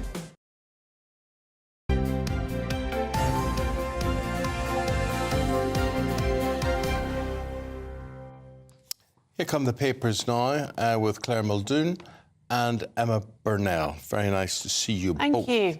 Where do you want to start, Claire? Well, let's go to the fact that ministers have vowed now to get Britain back to work. An awful lot of people are taking sick days, with record numbers of certificates being put into employers to say, I'm sick, I'm not worried, I'm not wanting to come in. Some Gen Zers now aren't even turning up to interviews. It's all down to their mental health, apparently. Now, don't let's start getting sound bites. Mental health is a serious issue and does affect and paralyse a certain part of society. However, I think it's banded around like a Band-Aid, put on a strap and said, I'm not really feeling very well today. I've got no oat milk in my fridge. Oh, quel de la. What age is Gen Z specifically? From aged 18 to 26. So your kids' bracket. I mean, is this what you're noticing amongst your kids? Absolutely not at all. They wouldn't be allowed to be. No, but what about their peers? And some of them are, yeah. And I also work in an office, and you can tell I'm working from home today. Working from home doesn't mean you're sick, right? Working from home doesn't mean you can't enable yourself to get into work. But working from home, in a lot of the times, in a high percentage of the time, means I just can't be bothered.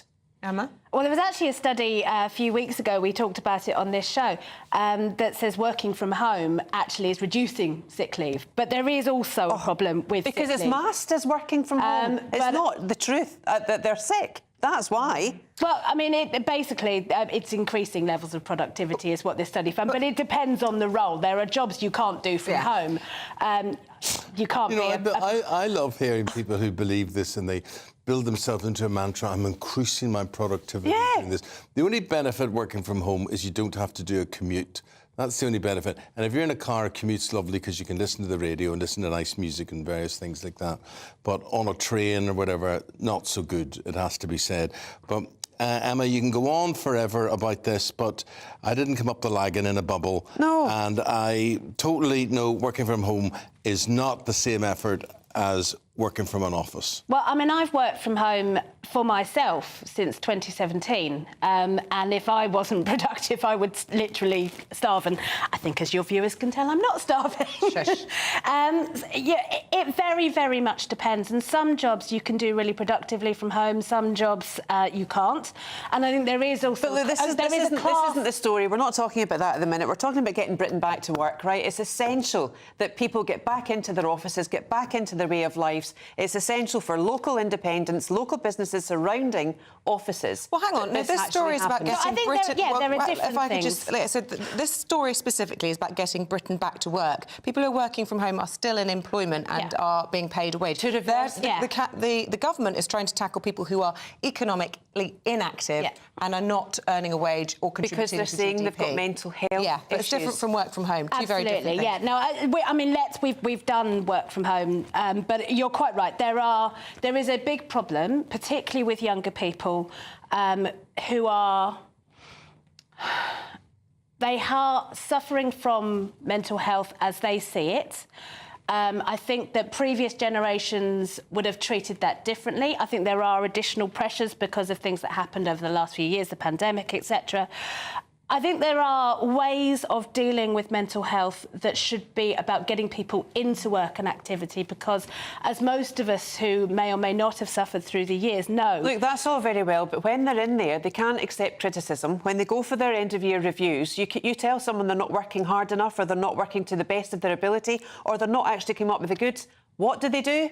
Oh, you've hurt my feelings. You just, as an employer, it's incredibly difficult to try and get through to people that they're not good at their job. And in the public service, it's even worse trying to get rid of those people. Well, look, I mean, I think we need to think about, if we want people to go back into the office, we need to make offices a place that they want to go to. Why? Because they're there to work. They've been paid to work. Why should they want to go into work? Well, I mean, OK, but you can either have a quarter of these young people not going to work, or you can have workplaces that they want to go to. You can't say, let's make it a really horrible to go to work and then have no one go to work. Oh, Emma. I mean, those are the choices. You either say...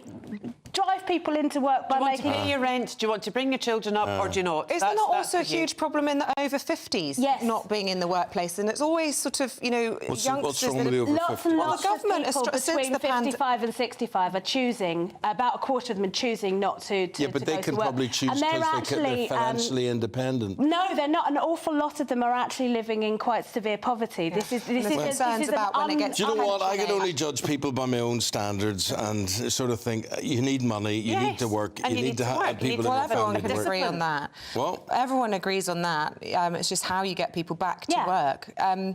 So, Claire, more than 8,000 children have had operations and appointments cancelled because of strikes by junior doctors, which, as we all know, are continuing. This is page 17 of the Times. Yeah, and, you know, almost the last year... One in 10 days, there were 45 days of strikes. That's like one every 10 days last year.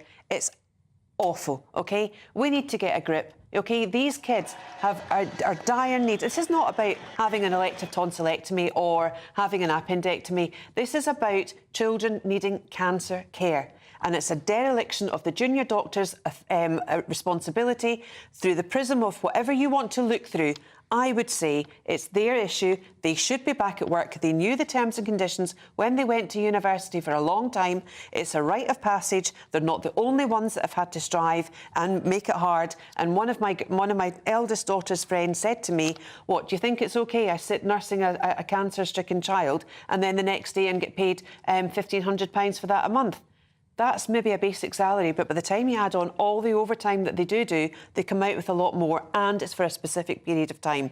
Now, I realise that the dearth of, or the NHS are losing a dearth of talent to go into places like Australia or New Zealand because it is perceived that the working conditions are much better than they have here.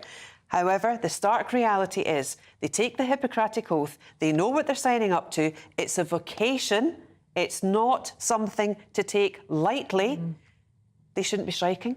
And these children that are suffering at the hands of them should not be dying. And they are. Losers, losers. Well, I don't think they're suffering at the hands of them. They're suffering because there is care not happening. Some of that is down to strikes. Other of it is down to huge workforce issues. And one of the reasons that these people are going on strike... cancelled by strikes, Emma. Well, let Emma have her say. Another story that we've also looked at this morning is that we have a severe lack of cancer care in this country. And that's not just down to strikes. It's down to the lack of workforce. And if you don't want to attract the workforce, then don't change those terms and conditions. So this is on the front of the Telegraph today, and it says that our UK cancer survival rates are 15 years behind other comparative economies. I mean, basically, it's a bad country to get cancer in. Absolutely. Now, OK, let's talk about PIN numbers. And I have had this problem myself. Nearly 1 in 5 people can no longer remember their bank PIN, as use of contactless payments, which we've been talking about, hit a record high last year. So this, Claire, comes down to the amount of cards that we could have and the fact that we've got to have different numbers, because it would be a bad idea to have the same number relating to all the cards. How do you do on this? Well, I've only got the one card, and I do like to. I prefer to use cash, as you had said, for tipping and for hairdressers or services that might not normally have to use a card process for. I've only got the one PIN. It's been the same PIN for years and years and years. That's absolutely fine. It's also not only the fact that people might have more cards, they've got more numbers. It's also the ability to pay for cashless at the point of sale. That for up to £100, you don't need to insert your PIN. That's okay, true. So therefore, I had a situation last week whereby they said, "Could you put your PIN number in, sir?" And I said, "Yes, of course." Yeah. And I went, "I can't remember it. my PIN number. Isn't it? I cannot remember it." I know. And I don't know why I couldn't remember it, but I couldn't remember I've got this situation at the moment when we have to enter our PIN for our work laptops in order to print stuff, but it has facial recognition. For the last 2 years, I've had facial recognition every time I've logged in. Can't remember what my PIN is. I can't remember how to reset it. So I'm emailing my notes to my producer to print every day. Ridiculous situation. I just want to print some notes out. Why do I need a PIN? Yeah. And worse than a PIN is a password. Yeah, and it has to be different and updated every 6 weeks. And it can't have a silly wee numbers. And that's on everything from working your TV remote controls. It can be anything. It can be something in the car. Yeah. It can be something. I don't care. I don't want a passcode. Eamonn, does Ruth have a password? I've no idea. No, I meant, does she have a password for access from you? Sorry, I don't know what you mean. Do you say, "Oh, Ruth," and she'll say, "Eamonn, what's the password? Give me the password." No, our lives are separate like that. We wouldn't have a crossover like that. So I wouldn't know what her passcodes, passwords are, whatever it is. I just don't see why we have to have so many passwords to gain access. Well, I think isn't the question here that we're moving further and further away from that, and this is what contactless payments is. The reason we're forgetting them is because we're not using them nearly so often because we're just tap tap tap. No. I'm getting old. That's what's wrong. Well, it's probably all the above, isn't it? We're all getting older, and also technology is making it harder. It is making I just it want harder. to interject really quickly with some breaking news that's just coming through on the Press Association. This is from Counter-Terrorism Policing North East. And they say that there have been 3 arrests. 3 men have been charged with the preparation of an act of terrorism. And according to police, this was following an investigation into suspected extreme right-wing activity. That is from Counter-Terrorism Policing North East. We will taking a good look at that and finding out more a little bit about that. Well, that's another thing that annoys me there. Why does somebody write that in English? They're being charged with the preparation of an act of terrorism. Well, I suppose that's the specific That's the formal charge. We'll find out more detail as it comes through. Yeah. Why can't we just find out the detail now? This is the whole point. Were they making a bomb? Were they hiding guns? Had they got maps that they were going to do something? Tell us what it was about. Find out. The preparation of an act of terrorism could be anything. Maybe they want to keep it secret. Who knows? But we'll find out. We'll do our best to get to the bottom of that for you at 8 o'clock. But for now, Emma Burnell and Claire Muldoon, thank you both. More fiery takes on the newspapers at just after 8:30. But for now, here's the forecast with Alex Burkle.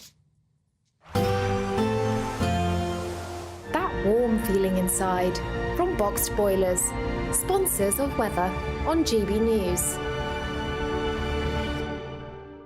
Good morning, I'm Alex Burkill here with your latest GB News weather update. There are some patches of fog and freezing fog around first thing this morning, and also a spell of rain currently across parts of Scotland, bringing a wet start here and also for Northern Ireland, and that rain is gradually going to push into parts of England and Wales as we go through the day as well. However, in the southeast, ahead of the rain, it's actually going to stay dry through the daylight hours at least, and once any mist and fog clears away, it should be a mostly fine picture. Behind the rain towards the northwest, particularly across Scotland, there'll be some sunny spells, but also a scattering of showers, and some of these could turn wintry over higher ground, with temperatures generally around average for the time of year. The band of rain is gradually going to make its way southeastwards as we go through the end of the day, but it breaks up, so just bringing a bit more cloud and perhaps a few spots of rain to the southeast to end the day here. Elsewhere and otherwise, we're going to see largely clear skies developing, so again we're likely to see some fog or freezing fog patches developing as we go through Wednesday morning, as temperatures are likely to dip close to or perhaps even a bit below freezing in prone rural spots. So many places starting tomorrow on a bit of a dry but rather chilly note. However, we are going to see a band of rain, again more rain sweeping its way in from the west, and that is likely to be a bit heavy at times across western parts with some strong winds in association with this. Meanwhile, in the east-southeast, again it's likely to stay dry, at least during daylight hours. Temperatures are going to be a bit higher than today, many places getting into double figures. Looks like things are heating up. Boxed boilers, sponsors of weather on GB News.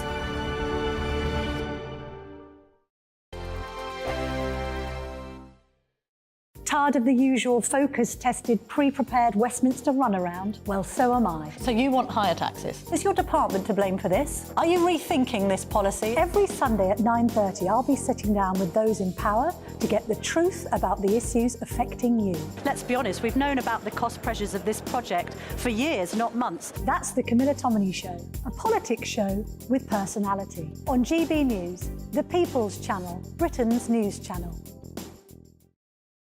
Britain's Newsroom, weekday mornings from 9:30. The EU rules are trying to choke even that. And I just think, you know, I would join this protest in a heartbeat. And you are right to point out this stuff about them being right-wing. How dare they slate them as right-wing when these are real people whose livelihoods And are remember, being a lot of trashed. people who work in the farm industry, Malone, get paid very little money. They get paid, Agricultural workers are very badly paid. They get paid nothing, Pierce. And, you know, the profits... I think on Clark's Farm I read somewhere that I saw that when you sell it like a sheep's skin, it's 30 pence or something. Right. And you say, what? Yeah.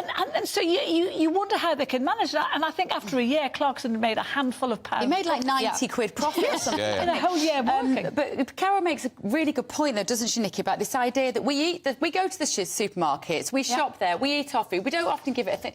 And the farmers have become so frustrated by this idea that they are not respected. Absolutely. I mean, they're running what are effectively small businesses, often family businesses that are being passed down through generations. They also tend to know the land and the animals better than anyone else in those areas. You know, I'm all for green protests, you know, I'm all for climate change activism, but actually... the only way you can do that is gradually. It's exactly what we've seen with Port Talbot. You know, you can't just go in and say you're not going to do it anymore this way. You've got to do it this way instead. The Tata Steel thing. Yes, exactly. You've got to do it this way instead. You know, lots of farmers are on board with protecting the planet, but they can't do it overnight. You've got to give them time. So they're protesting. You know, they're saying no farmers, no food. When well, you it say can't you get any more support some of obvious. these environmental protests, you're not one of these closet supporters of Just Stop Oil, are you? I'm not a closet supporter. I think I've been quite open about Just Stop Oil. No. I don't like all their methods, but I do like the like message. any of them. But I do appreciate I the don't like any message. of them. Yeah, but sometimes you've got to do difficult things. What they're asking for now, those protesters, are unrealistic. What these protesters are asking for is not unrealistic. No. 2024, a battleground year. The year the nation decides. As the parties gear up their campaigns for the next general election. Who will be left standing when the British people make one of the biggest decisions of their lives? Who will rise? And who will fall? Let's find out together. For every moment, the highs, the lows, the twists and turns. We'll be with you for every step of this journey. In 2024, GB News is Britain's election channel.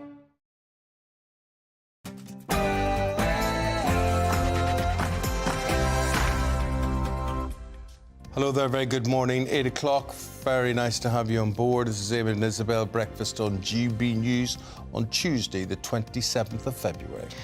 More tensions in the Conservative Party as Lee Anderson launches a fresh broadside against Sadiq Khan, refusing to apologise over Islamist claims. My comments weren't racist. These things aren't illegal. It's not illegal to criticise a religion at all in this country. I think I have a right, I believe in free speech, to say that I think Mayor Khan has lost, and the police have lost control of the streets of London. I genuinely think they have. Yes, in an explosive interview with our very own Patrick Christie's, Lee Anderson doubled down on the controversial comments he made last week. But have those comments served to shine a spotlight on divisions within the Conservative Party? Find out more with me very soon. Policing pressures. A new report has revealed a rise in protests and hate crimes is placing more strain on police resources. And at 8:20, with the rise of helicopter parents and stricter rules at school, we'll be debating whether teachers need to stop policing, wait for it, lunch boxes. What goes in your lunchbox and why? Is that police business? And in the sport box this morning, Maidstone's run in the FA Cup comes to an end in Coventry. West Ham end their bad run in the Premier League, scoring 4 against Brentford. And Andy Murray wins in Dubai, but he hints that the end is near. Morning. Watch out for some fog and freezing fog patches around at first. Otherwise, there's a spell of rain making its way southeastwards. I'll have the details shortly.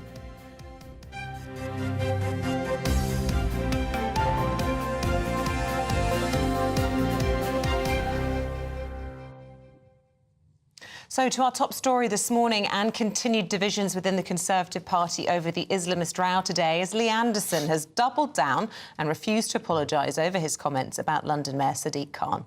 Last night he spoke exclusively with Patrick Christie's on GB News. My inbox has exploded with support. I cannot keep up with my WhatsApp messages, my text messages, my Facebook messages, Instagram, whatever social media platform I'm on. The amount of support coming through is absolutely phenomenal. They're saying, Lee, please speak out for us. Don't back down. Don't apologise, because you're speaking for millions of people across the country. Well, however, the Prime Minister's criticised Mr Anderson's comments. Rishi Sunak claims he himself is proof that Britain isn't racist. Most important thing is that the words were wrong. They were ill-judged, they were unacceptable, and that's what I believe, and that's why the whip has been suspended. And I think everyone can see that tensions are already running high, and what I want to do, I think what the country wants to see, is the heat taken out of this debate, and I think that's the right thing to do. Responding to Lee Anderson's comments, this is what the London Mayor Sadiq Khan had to say. It's been more than 2 days now since this senior Conservative made comments that were clearly racist, anti-Muslim and Islamophobic, and still no firm condemnation from the leader of the Conservative Party, the Prime Minister. The problem is you have a senior Conservative saying things that are clearly racist, anti-Muslim and Islamophobic. That's leading to an environment where anti-Muslim crime is spiralling, and what they're doing is pouring petrol on the flames of Islamophobia. Well, let's see if that is true. Let's go to our political correspondent, Olivia Utley. Where's this petrol landing and being ignited then? Tell us more. Well, it absolutely feels as though there are now 2 very clear sides of this Islamophobia row within the Conservative Party. On the sort of left of the party, the more moderate wing of the party, the One Nationers, as they call themselves, there is a general view that Islamophobia is becoming an increasing problem within the Conservative Party. As a whole, it's a bit of a generalisation, but these MPs think that their colleagues overstate the threat of Islamist extremism, and them overstating that threat leads to an upswell of Islamophobia. What these MPs are worried about is inflaming community tensions. They think that the Palestine protests that happen in London most Saturdays should continue to go ahead, and that what the Prime Minister needs to do is calm down community tensions by showing that he and his party are not Islamophobic. Meanwhile, on the other side of the party, the right wing of the party. There are Conservative MPs like Lee Anderson, and he has lots of allies within the party, including the former Home Secretary Suella Braverman, who are deeply, genuinely concerned about the threat from Islamist terror in this country. They think that stripping the whip from Lee Anderson for what they feel is simply calling out that problem is hysterical. That was the word that Suella Braverman used. Now, the Prime Minister can't afford to anger either of those two sides, so he's treading a very thin tightrope in the middle. The line that he has come up with is that Lee Anderson's comments were unacceptable, and he has indeed stripped the Conservative whip from Lee Anderson, but he stopped short of calling what Lee Anderson said Islamophobic. He's been under a lot of pressure over the last few days from both some Conservative MPs on the left of his party and from Labour to actually say that what Lee Anderson said was Islamophobic. It doesn't feel as though this row is going to go away anytime soon, not least because Lee Anderson is keen to keep it going. He wants to make sure it's clear on the record that he is not racist. This is what he said last night. My comments weren't racist. These things aren't illegal. It's not illegal to criticise a religion at all in this country. And of course, why this matters is because Reform UK is breathing down Rishi Sunak's neck from the right. There are plenty of Conservative MPs who've been rumoured that they're about to defect to Reform. Now, it doesn't sound like that's going to happen soon, but it's something that Rishi Sunak is definitely keeping an eye on. At the moment, Lee Anderson has said that he won't join Reform, but he's left that door very much open, and that poses a bit of a problem for the Prime Minister. Thank you very much indeed. Let's now go to Muhammad Amin, former chairman of the Conservative Muslim Forum. Muhammad, good morning to you.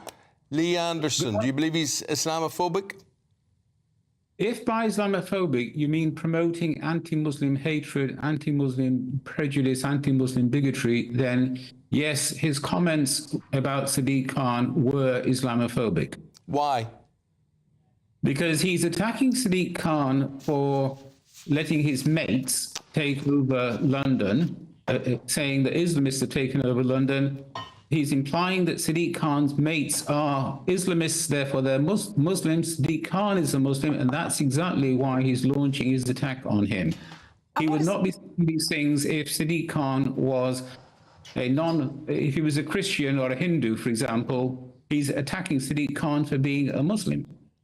And what do you make of the reaction of the government, who have taken swift action to suspend him from the party, but have stopped short of calling him either racist or Islamophobic, and have been unable to explain why they believe what he said was wrong? As your correspondent Olivia has just explained, Rishi Sunak's in a very difficult position. He's got a divided party. He's the head of it, but he's not in control of it. And we have people like Suella Braverman wanting to fan division and inflame tensions, same with Lee Anderson, and he's not in a position to stamp them down. And what do comments like those, and as you perceive them to be Islamophobic, what impact do they have on people who are moderate, hard-working, British-born Muslim citizens of this country? Sadiq Khan is about the most moderate Muslim you could ever find. When people like him are being attacked for being Muslim, it deters so many young people from saying, why should I go into public life? Whatever I do, I will never be good enough. I will be attacked for being a Muslim. Well, what does that say, Mohammed, about the state of the Conservative Party and where it stands and how it is perceived and how racist perhaps it may be? It's been going downhill ever since David Cameron left office. David Cameron worked really hard to detoxify the party. You may not remember, but after he became party leader in 2005, he recognised that the Conservative Party had a problem. He spent, I think it was 2 days, living with a Muslim family in Birmingham to show he was different. And when people got out of line under his leadership, they were stamped on firmly.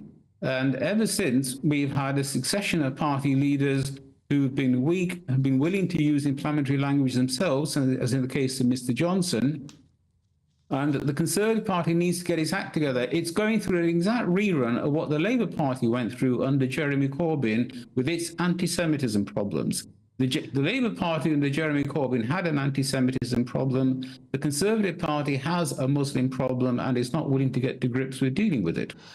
Mohammed, I just want to get your take really on what a lot of people have been emailing into us here at GB News saying, and that is that, look, Lee Anderson, as he has admitted, his words were clumsy, but he's not, you know, he would say he's not a racist, these weren't Islamophobic words. They were expressing concern about the expressions of hatred, and they perceived to be expressions of racism on our streets in this country. Do you accept any of the debate about issues with multiculturalism, about what some people describe as ghettos and the failure of integration of communities? Are we doing well enough at trying to make our society tolerant and live in peace together?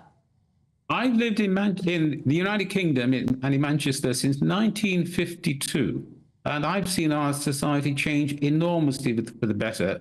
Out of all of the countries in Europe, we are the most successful when it comes to integration. We have a wonderful story to tell. That's why we have a Hindu prime minister of Indian origin, and nobody really cares about it. We had a Sri Lankan Buddhist as Home Secretary. Suella Braverman complains about our society. She is living proof about how well we have done on integration.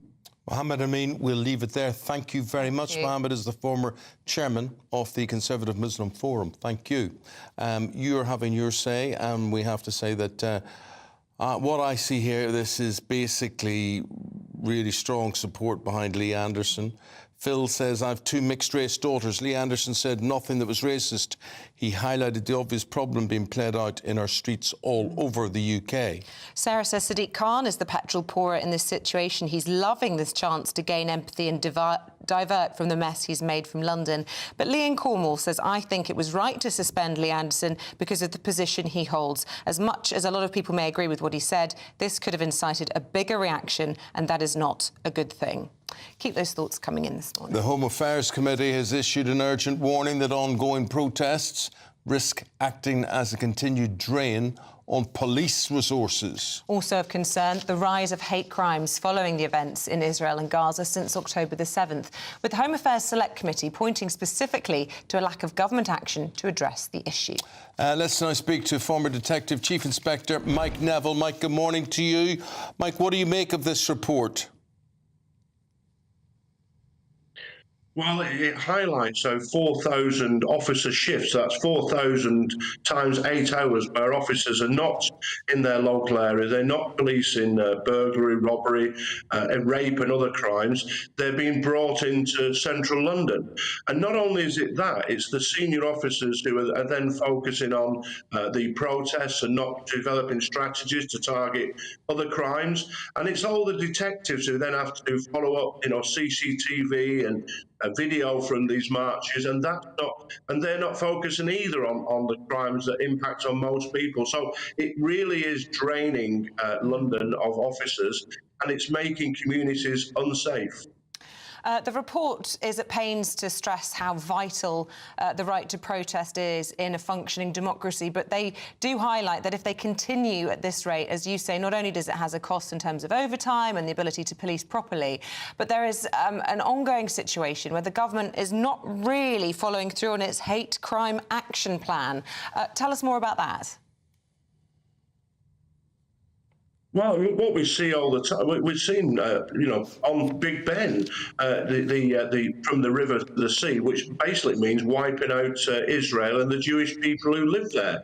So this is a real issue. I think the real losers in all of this are the Jewish people, particularly in London, who feel unsafe to go out onto the streets. So it's really not good, and it's exposing the deep fractures in our society. Mike, what do you think it does to the police force itself, something like this released? Is this more pressure, and if so, how do they react to this? Well, what the police have got to do, there are laws in existence where you can actually stop marches. It's right that you can have the right to protest, but the law says if there's significant damage to a community, then you can stop it or control these marches. And so, why can't these be held once a month?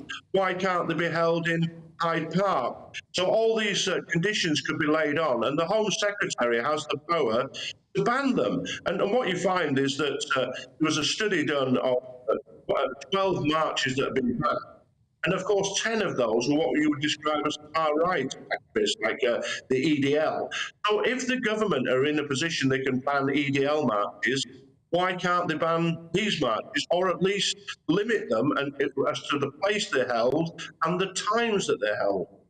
Well, thanks for the discussion, Mike. Appreciate it, and your take and analysis on things. We've got to leave it there. Thank you very much indeed.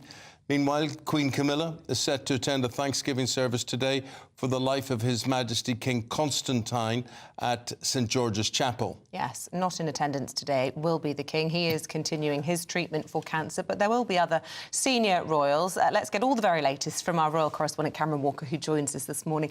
Lovely to talk about something positive. And, yes. You know, that is what the royal family are so good at, aren't they? Whilst we're all arguing about everything and there are divisions here and there, here comes the Queen with a service of Thanksgiving. Absolutely, and I think we're going to see unity in the royal family ranks. In fact, two royal family ranks, the Greek and the British. But of course, the elephant in the room is that the King is not going to be there. The diaries of members of the royal family are planned way in advance. The King was meant to be attending originally, but of course, following his cancer diagnosis, it's going to be the Queen holding the fort for this service.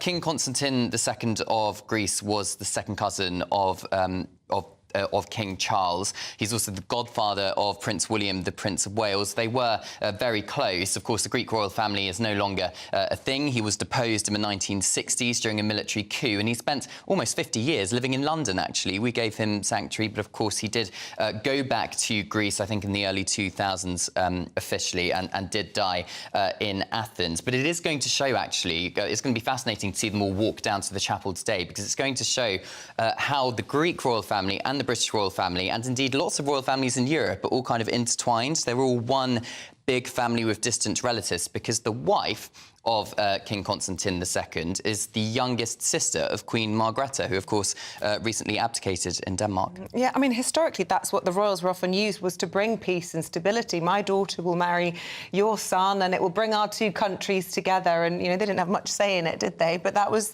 the role of the royals, really. And I suppose that's, as you point out, why so many of them are related. But as you say, as we see them doing this walk down to the chapel, who else will we recognise from the British royal family? Who else is expected to attend? I've been trying to get the answer to that. Unfortunately, I haven't got it. I would be so surprised if Prince William is not there, because, of course, he is the godson of King Constantine, and he lives 5 minutes down the road at Adelaide Cottage. The Princess Royal went to King Constantine's funeral last year, so I would assume she would also be there. I think all the senior royals will be there, but, of course, not His Majesty the King, because of his cancer diagnosis. Cameron. Thank you very much indeed. Right, let's have a look at some other stories which we can bring to you on this Tuesday morning. Some breaking news. 3 men have been charged with the preparation of an act of terrorism. This is counter-terrorism police in the northeast of England, and it follows an investigation into suspected extreme right-wing activity. The trio will appear at Westminster Magistrates on Tuesday. President Joe Biden says he's hopeful a Gaza ceasefire could be reached by next week. Negotiations are currently underway for a week-long truce between Israel and Hamas to allow for the release of hostages being held in Gaza in return for Israel releasing hundreds of Palestinian prisoners. President Biden made the surprise comments as he filmed a segment for the NBC Late Late Show in New York overnight. At least my national security advisor tells me that we're close. We're close. It's not done yet. And my hope is by next Monday, we'll have a ceasefire. Hungary's parliament has approved Sweden's plans to join NATO. It clears the way for the country to join the organisation almost 2 years after applying. After months of delay, yesterday, 188 Hungarian politicians voted to back the membership. It's an historic move for Sweden, who has not been at war since 1814.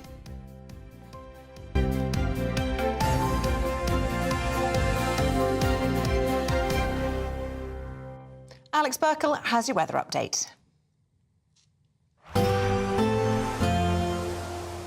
Good morning, I'm Alex Burkill here with your latest GB News weather update. There are some patches of fog and freezing fog around first thing this morning and also a spell of rain. Currently across parts of Scotland, bringing a wet start here and also for Northern Ireland, and that rain is gradually going to push into parts of England and Wales as we go through the day as well. However, in the southeast, ahead of the rain, it's actually going to stay dry through the daylight hours at least, and once any mist and fog clears away, it should be a mostly fine picture. Behind the rain towards the northwest, particularly across Scotland, there'll be some sunny spells, but also a scattering of showers, and some of these could turn wintry over higher ground, with temperatures generally around average for the time of year. The band of rain is gradually going to make its way southeastwards as we go through the end of the day, but it breaks up, so just bringing a bit more cloud and perhaps a few spots of rain to the southeast to end the day here. Elsewhere and otherwise, we're going to see largely clear skies developing, so again, we're likely to see some fog or freezing fog patches developing as we go through Wednesday morning, as temperatures are likely to dip close to or perhaps even a bit below freezing in prone rural spots. So many places starting tomorrow on a bit of a dry but rather chilly note. However, we are going to see a band of rain, again more rain sweeping its way in from the west, and that is likely to be a bit heavy at times across western parts with some strong winds in association with this. Meanwhile, in the east-southeast, again it's likely to stay dry, at least during daylight hours. Temperatures are going to be a bit higher than today, many places getting into double figures. Now, when you think of all the things teachers have to do in the classroom, should they be policing children's lunchboxes? Yeah, we'll be debating that next. You're tuned into Breakfast on GB News with Eamonn and Isabel. I think the most exciting bit for me is talking to people. People who I think are ignored often by the major news channels. We're going to give news they want to hear. There's a voice there that needs to be heard. I think there's a chance here for a diversity of opinion to be expressed, which you don't find elsewhere. It's really exciting. We don't hold back. We're free to say how decisions that are taken here affect us all around the country. Only on GB News, the People's Channel, Britain's news channel. Good afternoon, Britain. Weekdays from midday. Elon Musk has announced that the first patients to receive a groundbreaking brain implant from Neuralink is recovering well. This is all a bit odd. The product, called Telepathy, uses a robot to surgically place a computer chip in a region of the brain that controls movement. Yes, Elon Musk says that the first goal is to enable people to control a phone or a computer just by thinking. He says that initial tests show promising signs of brain activity, meaning that patients with paralysis could one day overcome their conditions. Not sure about this one. Joining us to discuss this breakthrough is applied futurist Tom Cheesewright. Tom, this sounds, well, slightly terrifying. I certainly think a lot of people will be thinking this is something out of a sci-fi horror rather than reality. But this is a technology that's been a long time coming. We've been developing direct brain-computer interfaces for a long time, mostly for the sort of therapeutic reasons that are the initial goal, at least, of Elon Musk's Neuralink, to allow people who are perhaps quadriplegic to have direct control via their brains of initially a smartphone and maybe ultimately artificial limbs or a wheelchair. It does seem fascinating how quickly this technology is moving on. I saw demonstrations perhaps a year or two ago of people playing a very simple Pong game just by thinking, moving sort of one line on a screen up and down. This seems like potentially there has been a breakthrough that means far more complex things can be controlled just by thinking. Well, there's lots of different aspects to this technology. The initial attempts to interface with the brain used actually quite thick prongs almost that went into the brain, and they were quite solid, and so if the brain moved, they could potentially cause damage. I'm Christopher Hope. And I'm Gloria DiPiero, bringing you PMQs live here on GB News. Every Wednesday, we'll bring you live coverage of Prime Minister's questions when Rishi Sunak and Sir Keir Starmer go head-to-head in the House of Commons. We'll be asking our viewers and listeners to submit the questions that they would like to put to the Prime Minister, and we'll put that to our panel of top politicians in our Westminster studio. That's PMQs live here on GB News, Britain's election channel. In 2024, GB News is Britain's election channel. So join me, Tom Harwood, for the Rochdale by-election results. From midnight through to 6 a.m, we'll discover the twists and turns of the most unpredictable by-election in a long time. You're not a big fan. He should be celebrating. I mean, it's left hearing it, you know. We'll be there for every second of it, right through from midnight. Thursday on GB News, Britain's election channel.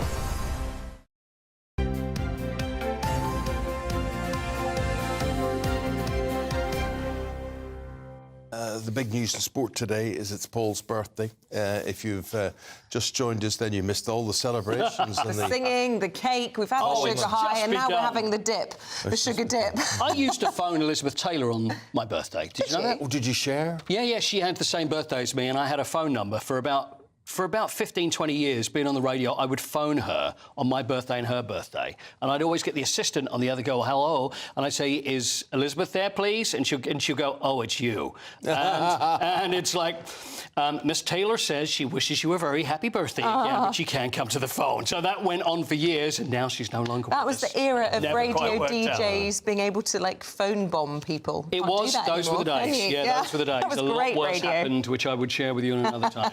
Now, Coventry beat Maidstone. Maidstone, who were doing so well, 5th round of the FA Cup, 6th tier, and 5-0 Coventry won. So now Maidstone go back to reality, and they'll play Dover Athletic in a Kent battle at the weekend. So it's all over for Maidstone, but they did so well in the FA Cup, earned themselves about 750,000 quid for the club, which is good. Oh, amazing. So they've done well, you know, and the fans have loved it. They've had the cut-out FA Cups, you know, covered in foil and all that. So it's been really good, and that's what we want at the FA Cup. What are Coventry Championship side? Yeah, Championship, yeah. But they know what it's like to go right down and then come back up again. So West Ham beat Brentford 4-2, so hopefully those people that are having a go at David Moyes and saying, oh, he should be gone, we don't want him as our manager, you know, be thankful for what he's done for the club and what maybe he can do for the club, you know? It's none of your business. You're not a West Ham supporter. They can do what they want. Well, they can do what they want. They can, absolutely. But I disagree with it, don't you think? No, well, you see, what I disagree with is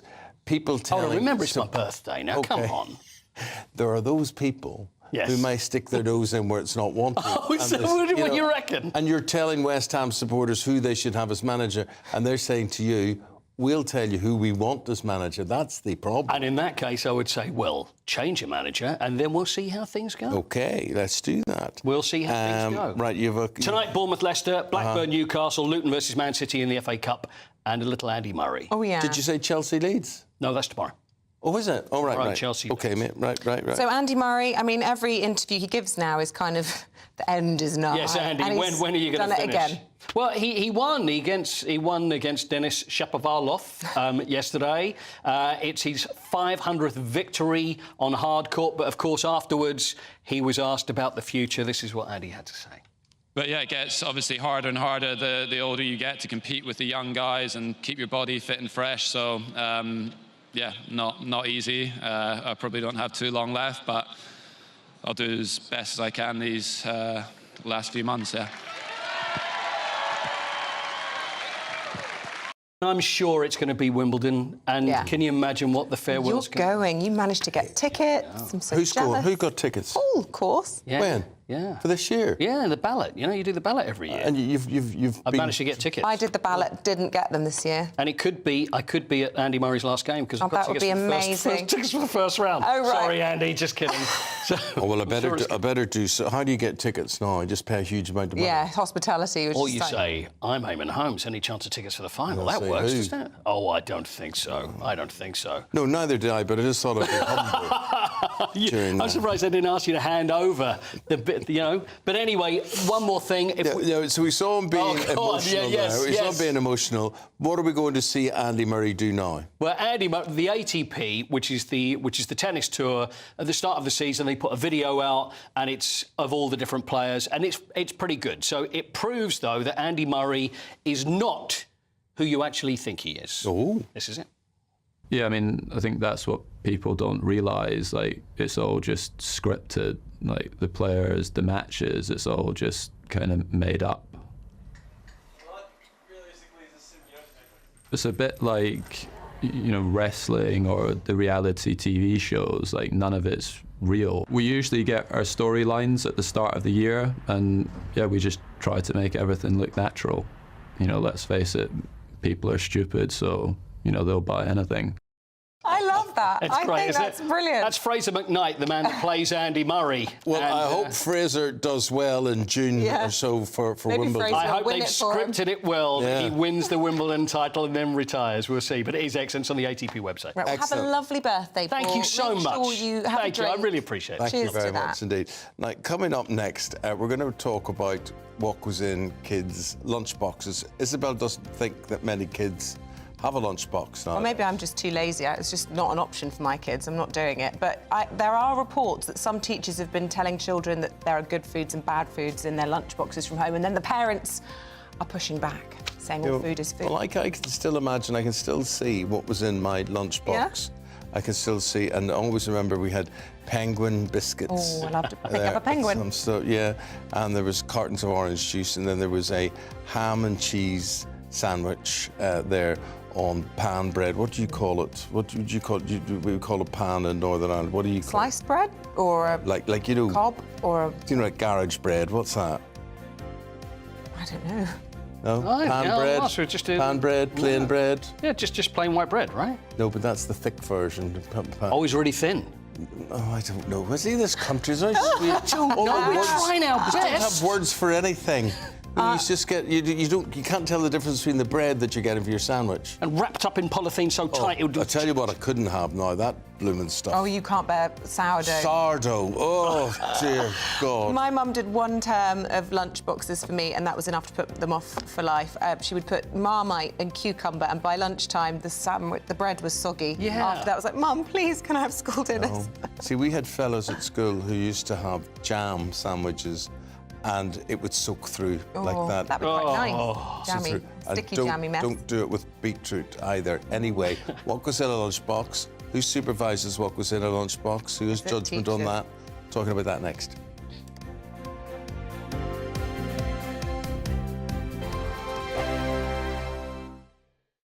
I'm Christopher Hope. And I'm Gloria DiPiero, bringing you PMQs live here on GB News. Every Wednesday, we'll bring you live coverage of Prime Minister's questions when Rishi Sunak and Sir Keir Starmer go head-to-head in the House of Commons. We'll be asking our viewers and listeners to submit the questions that they would like to put to the Prime Minister, and we'll put that to our panel of top politicians in our Westminster studio. That's PMQs live here on GB News, Britain's election channel.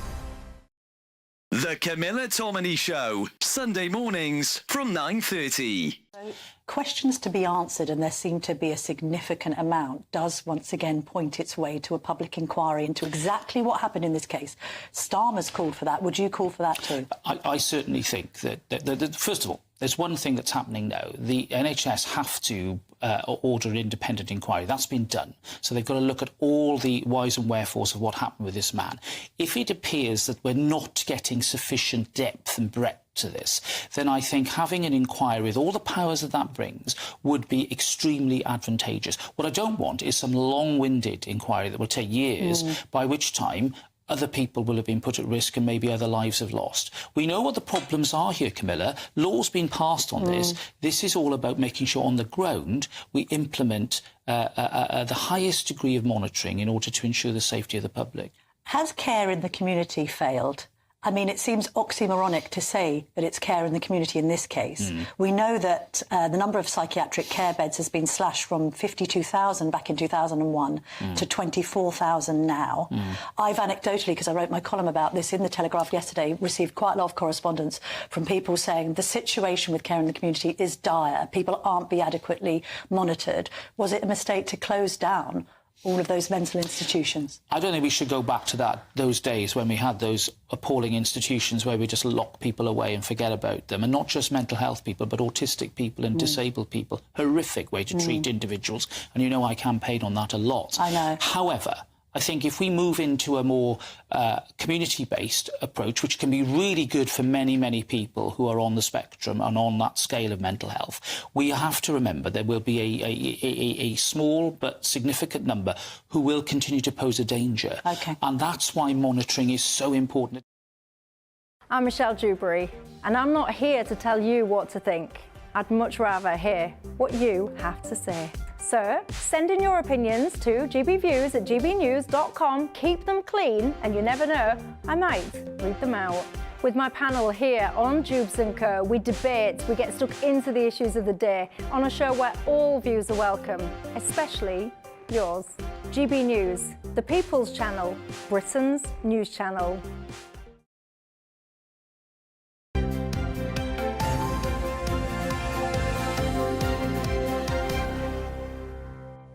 Apparently, a new code of practice has been launched to curb the number of allergic reactions in school. And therefore, this refers to things that kids may eat, should eat, or shouldn't eat. Yes, it comes as alarming new research reveals 58% of parents of children with allergies have had a reaction or a near miss whilst at school. However, have the rules gone too far, with some schools now banning chocolates? What's a fruit winder? Never heard of it, no idea. Heard of it. Right, so something called a fruit winder or a winder, don't know what it is. I don't know what they are. Crisps. Fruit roll-up, maybe. And certain type of sandwiches as well. So the question is, should teachers stop playing the parent? Well, joining us now is founder of Mummy Nutrition, Nicola Ludlam-Rain, who thinks teachers should police lunchboxes, and the author and journalist Suzanne Holder, who thinks teachers should back off. Good morning, ladies. Let's start with you, Nicola. I mean, look, quite frankly, if we're talking about somebody with an extreme allergy, it would be irresponsible not to police what was coming into the classroom, because we've all seen how this can go wrong. And I think most people would probably agree with that. But what we're talking about is overreach here, right? This is where teachers are saying, no, you shouldn't be having chocolate, you shouldn't be having those things for whatever reason. So where do you stand on that? Schools have got a responsibility, and I'm speaking not only as a mother but as a dietitian and of a mother with a child who's got food allergies. I think sometimes schools, they don't know how to play it, and they're teaching unhealthy and healthy foods, which isn't quite the right way to go about it. But it's about teaching what should be in a lunchbox, how to make it healthy and balanced. So we want to be seeing more whole grains, more fruits, more vegetables, less sugar, less added fats, and plainer yogurts rather than sweeter yogurts. So schools have definitely got a responsibility, but so have the parents. So there's the safety aspect, and then there's the health aspect as well. Nicola, surely the thing is not to be on top of the kids about this, it's to call in the parents or issue a note to parents and say, this is what we would like to see in your child's lunchbox. 100%. And the new code of practice, I think, takes it that step further, that everybody, the teachers and the parents, have got a responsibility to keep all children safe, whether they've got a food allergy or not. Yeah, but Suzanne, I mean, I'm a mum. I think unless my child or someone in my child's class had an allergy, I'd be pretty annoyed if a teacher told me what I should be giving my child to eat. You know, I'm the parent at the end of the day. Absolutely, and I think the trouble with talking about this too much is it's shaming parents who might be putting a penguin biscuit or a packet of Quavers in their lunchbox. My son is now 29, so it's been quite a long time since I packed a lunchbox. But even then, and the reason I did start putting him on packed lunches actually was because of the whole Jamie Oliver turkey Twizzler debacle. Do you remember all that? Yeah. When they realised that school dinners were being largely turkey Twizzlers was the only option that children were being offered. And so I switched my son to packed lunches. But I would put in the odd kind of thing like that. And if anyone had taken it out or shamed him about that, lunch times for children in school, it can be a very, very difficult sort of time anyway. That's when you tend to kind of find that there might be meanness going on in the school between other children, where bullying goes on. I would like school supervisors, dinner ladies, dinner supervisors, teachers to be looking at that rather than looking into the boxes of what children are getting. A third of children are turning up for school without breakfast these days. So if they've got a packed lunch at all, I think that's quite a good thing. We can always educate children about what's good and what isn't, but they need to eat. They need a certain amount of calories to get through the day. It's quite hard work being at school. Your children must come home exhausted at the end of every day. I know mine, they always do that. 3:30 dip is a thing.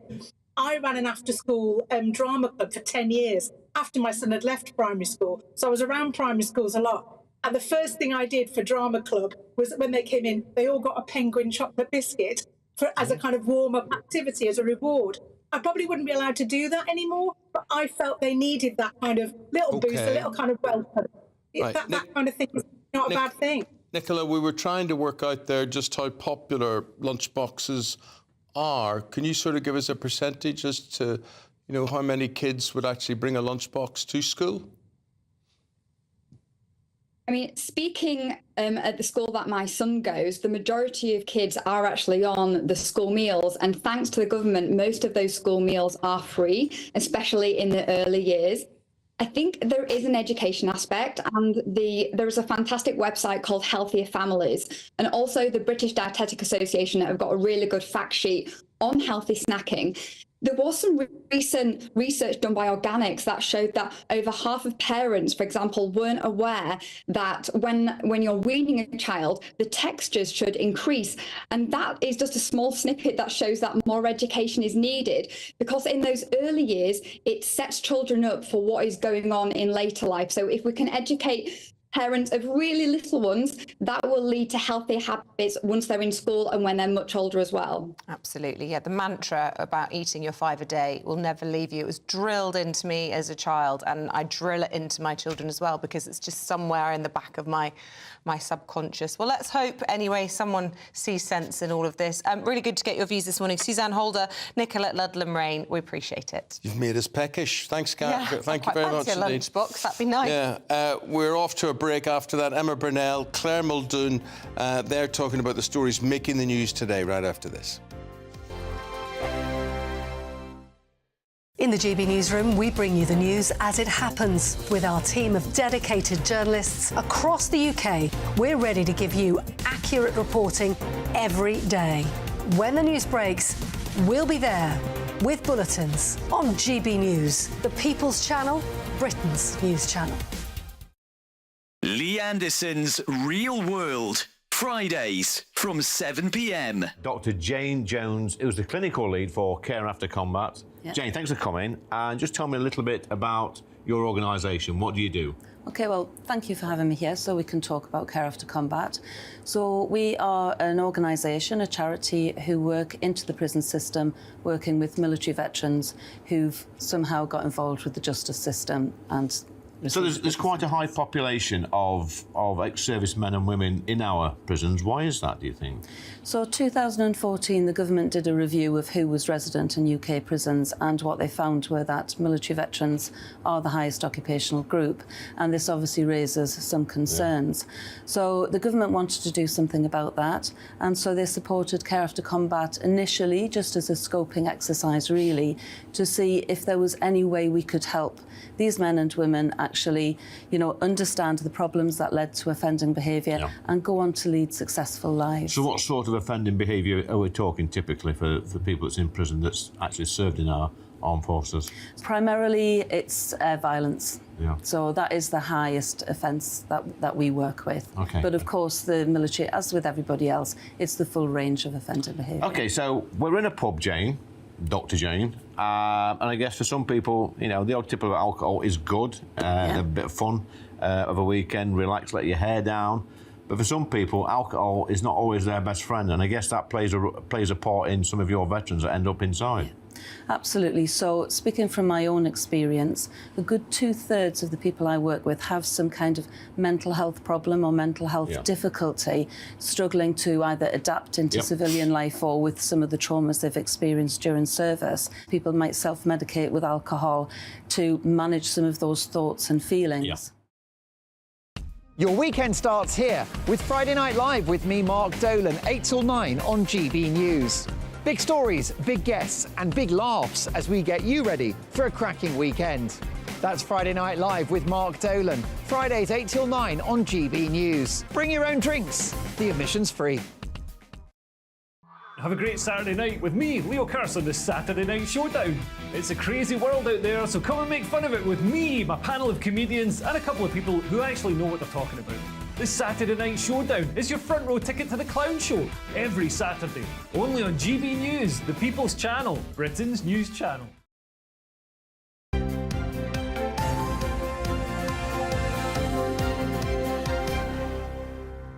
We've got Claire and we've got Emma. They've got stories in the papers today.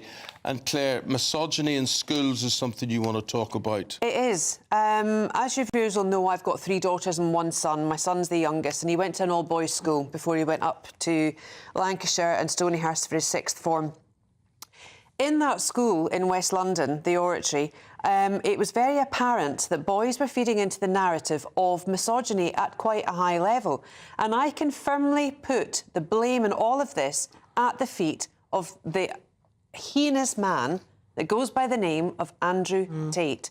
He has done nothing but infiltrate young boys' brains, the way they're wired, and everything about it. And so much so that schools across the board, co-eds and boys' schools, you will find that the abuse against female members of staff has increased.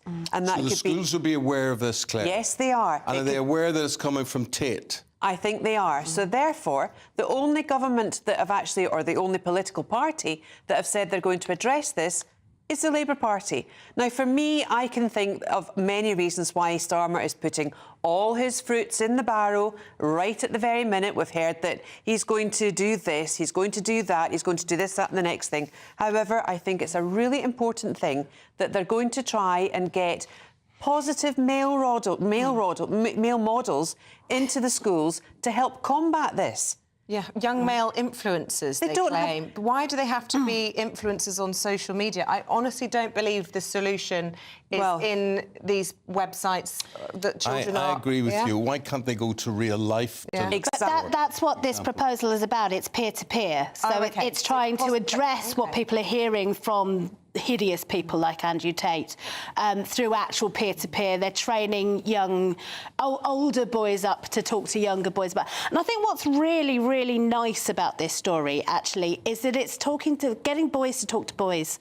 And I think quite a lot of the time, and I mean, I say this as someone who is a fairly radical feminist, actually, it's going to be boys who solve a lot of what boys think and what boys talk to each other about. So I think it's great, actually, that instead of just telling boys you're wrong, you're bad for being boys, actually it's saying these boys are great. Let's focus on making them the role models rather than the hideous creatures like Andrew Tate. I think that the worrying aspect is the lack of positive male models, I would say, in families, because there's a lot of fractious, broken up families, and I think that's part of the reason as well. Young lads do not have positive role models in their fathers to look up to. And that's a really sad indictment of society. In primary schools as well, there's a minority of male teachers, very few. And so from a very young age, unless you've got a very stable, solid home life, there's just only really women influencers or social media. Yes, so it is that's been the problem. You're right. Yeah, I think getting more men into teaching would be a great thing. I remember very strongly Mr. Bradshaw, my primary school head teacher, was my absolute hero. I looked up to him so much. But yeah, there were 2 or 3 teachers in my primary school, and that was way back when, and I think it's got worse since then. And I think we need to stop demonising young lads as well. You know, I think they've been through misandry, through whatever, and through the people like Tate, young lads have been overlooked, and we need to start building that up, because girls and boys are different, and we need to celebrate the differences between young boys and young girls. Right, let's talk about the differences in houses and why we don't see as many as we should, Emma. This is in the Times. Fears house builders may be trying to limit supply. Yeah, so the Competition and Markets Authority have opened up an inquiry into, I think it's 8 different house building companies who they say are colluding to lower the housing supply limit. Obviously, as we all know, basic market economics, if something is in rarer supply, the price goes up. So if there's less houses about, they're going to get more for what's being built. They'll get more for what's being built. And a lot of the problem is that we are building fewer of the kinds of housing we need, and we're building this sort of big 4- and 5-bedroom houses, which are out of the market opportunity for most people. So if this is happening, and if they are limiting the supply again of, 1- and 2-bedroom flats, which is what is much more needed, then I'm really glad that the CMA are finally sort of pulling their finger out and having a look at this. I mean, I disagree with that, yeah.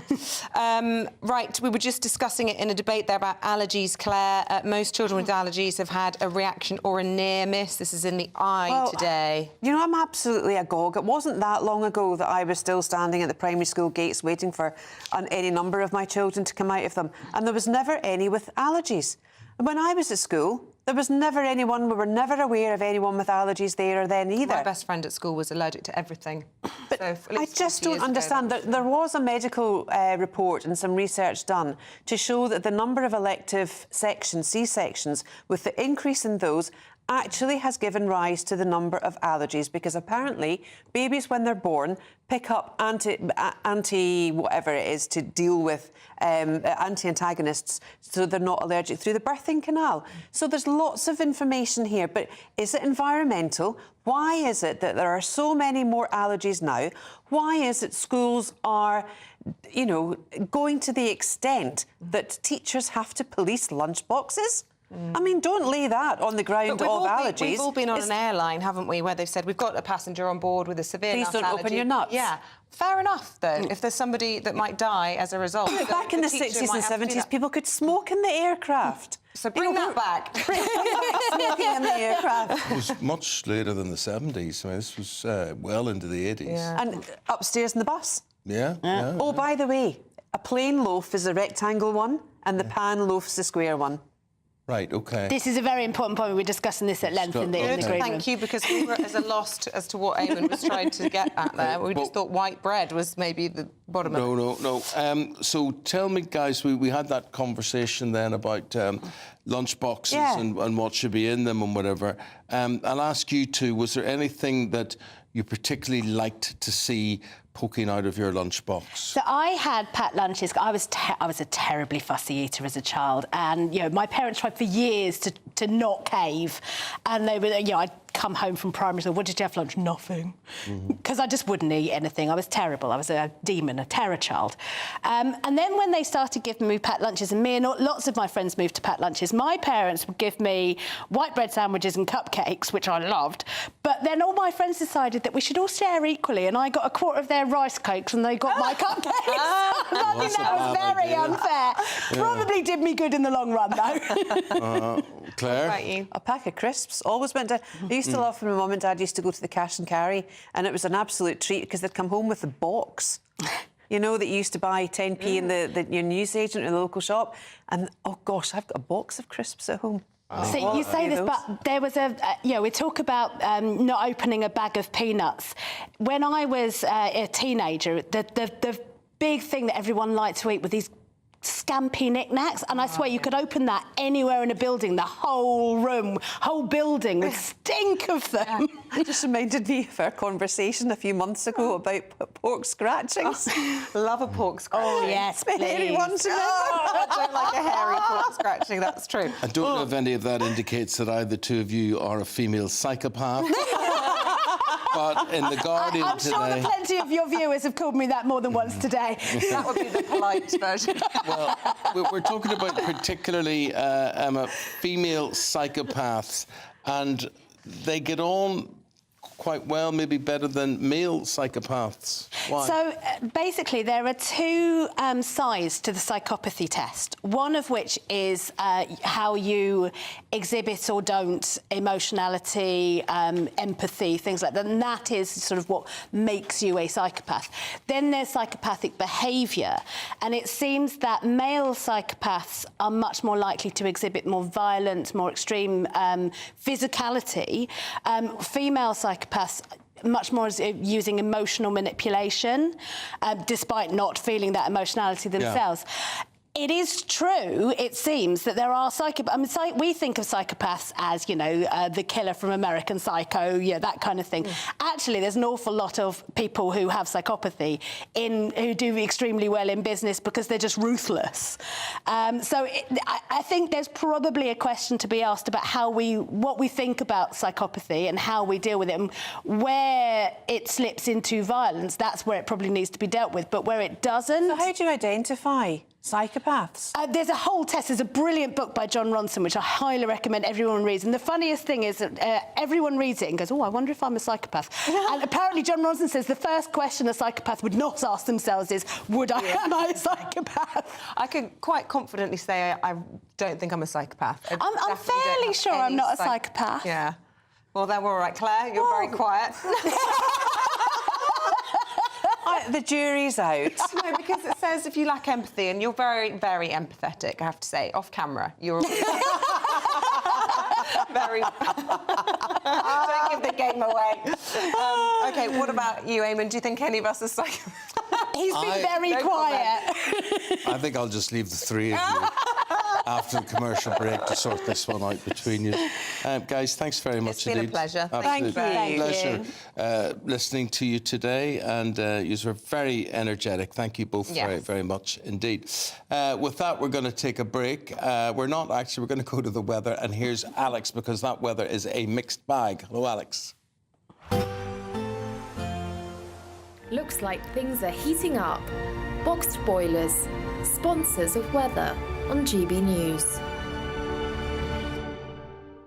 Good morning, I'm Alex Burkill here with your latest GB News weather update. There are some patches of fog and freezing fog around first thing this morning, and also a spell of rain. Currently across parts of Scotland, bringing a wet start here, and also for Northern Ireland, and that rain is gradually going to push into parts of England and Wales as we go through the day as well. However, in the southeast, ahead of the rain, it's actually going to stay dry through the daylight hours at least, and once any mist and fog clears away, it should be a mostly fine picture. Behind the rain towards the northwest, particularly across Scotland, there'll be some sunny spells, but also a scattering of showers, and some of these could turn wintry over higher ground, with temperatures generally around average for the time of year.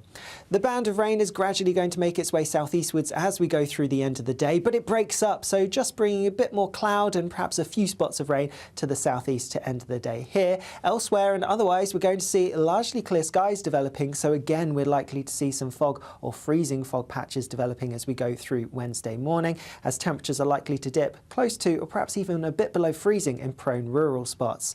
So many places starting tomorrow on a bit of a dry but rather chilly note. However, we are going to see a band of rain, again more rain sweeping its way in from the west, and that is likely to be a bit heavy at times across western parts, with some strong winds in association with this. Meanwhile, in the east-southeast, again it's likely to stay dry, at least during daylight hours. Temperatures are going to be a bit higher than today, many places getting into double figures. A brighter outlook with Box Solar, sponsors of weather on GB News.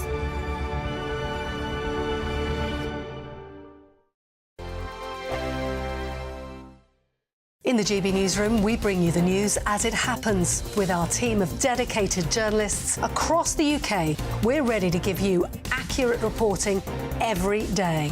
When the news breaks, we'll be there with bulletins on GB News, the People's Channel, Britain's news channel. Lee Anderson's Real World, Fridays from 7 p.m. Dr. Jane Jones, who's the clinical lead for Care After Combat. Yeah. Jane, thanks for coming. And just tell me a little bit about your organisation. What do you do? OK, well, thank you for having me here so we can talk about Care After Combat.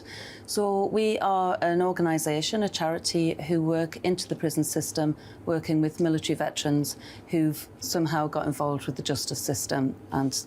So there's quite a high population of ex-servicemen and women in our prisons. Why is that, do you think? So 2014, the government did a review of who was resident in UK prisons, and what they found were that military veterans are the highest occupational group, and this obviously raises some concerns. Yeah. So the government wanted to do something about that, and so they supported Care After Combat initially, just as a scoping exercise, really, to see if there was any way we could help these men and women actually, understand the problems that led to offending behaviour and go on to lead successful lives. So what sort of offending behaviour are we talking typically for people that's in prison that's actually served in our armed forces? Primarily, it's violence. Yeah. So that is the highest offence that we work with. Okay. But of course, the military, as with everybody else, it's the full range of offender behaviour. OK, so we're in a pub, Jane, Dr. Jane, and I guess for some people, the odd tip of alcohol is good, a bit of fun of a weekend, relax, let your hair down. But for some people, alcohol is not always their best friend, and I guess that plays a part in some of your veterans that end up inside. Absolutely. So, speaking from my own experience, a good 2/3 of the people I work with have some kind of mental health problem or mental health difficulty, struggling to either adapt into civilian life or with some of the traumas they've experienced during service. People might self-medicate with alcohol to manage some of those thoughts and feelings. Your weekend starts here with Friday Night Live with me, Mark Dolan, 8 till 9 on GB News. Big stories, big guests and big laughs as we get you ready for a cracking weekend. That's Friday Night Live with Mark Dolan. Fridays 8 till 9 on GB News. Bring your own drinks. The admission's free. Have a great Saturday night with me, Leo Curse, on this Saturday Night Showdown. It's a crazy world out there, so come and make fun of it with me, my panel of comedians, and a couple of people who actually know what they're talking about. This Saturday Night Showdown is your front row ticket to the clown show every Saturday, only on GB News, the People's Channel, Britain's news channel.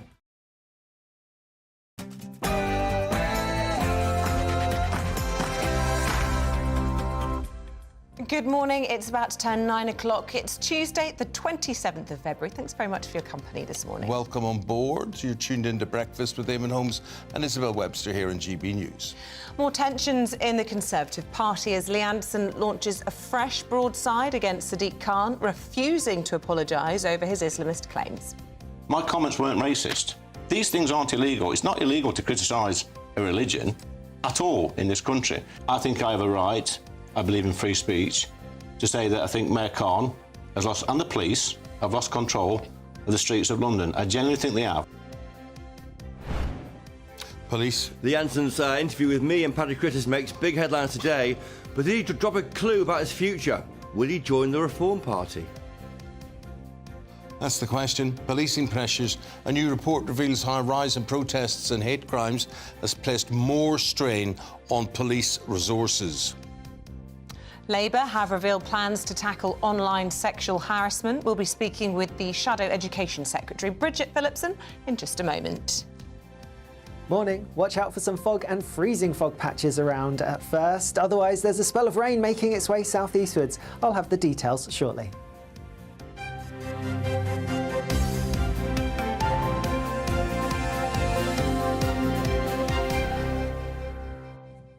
So our top story this morning, continued divisions within the Conservative Party over the Islamist row as Lee Anderson has doubled down and refused to apologise over his comments about the London Mayor Sadiq Khan. Last night, he spoke exclusively with Patrick Christys here on GB News. My inbox has exploded with support. I cannot keep up with my WhatsApp messages, my text messages, my Facebook messages, Instagram, whatever social media platform I'm on. The amount of support coming through is absolutely phenomenal. They're saying, Lee, please speak out for us. Don't back down. Don't apologise, because you're speaking for millions of people across the country. However, the Prime Minister has criticised Mr Anderson's comments as Rishi Sunak claims he himself is proof Britain isn't racist. The most important thing is that the words were wrong. They were ill-judged, they were unacceptable, and that's what I believe, and that's why the whip has been suspended. And I think everyone can see that tensions are already running high, and what I want to do, I think what the country wants to see, is the heat taken out of this debate, and I think that's the right thing to do. Well, responding to Lee Anderson's comments, this is what the London Mayor Sadiq Khan said in reply. It's been more than 2 days now since the senior Conservative made comments that were clearly racist, anti-Muslim and Islamophobic, and still no firm condemnation from the leader of the Conservative Party, the Prime Minister. The problem is you have a senior Conservative saying things that are clearly racist, anti-Muslim and Islamophobic. That's leading to an environment where anti-Muslim crime is spiralling, and what they're doing is pouring petrol on the flames of Islamophobia.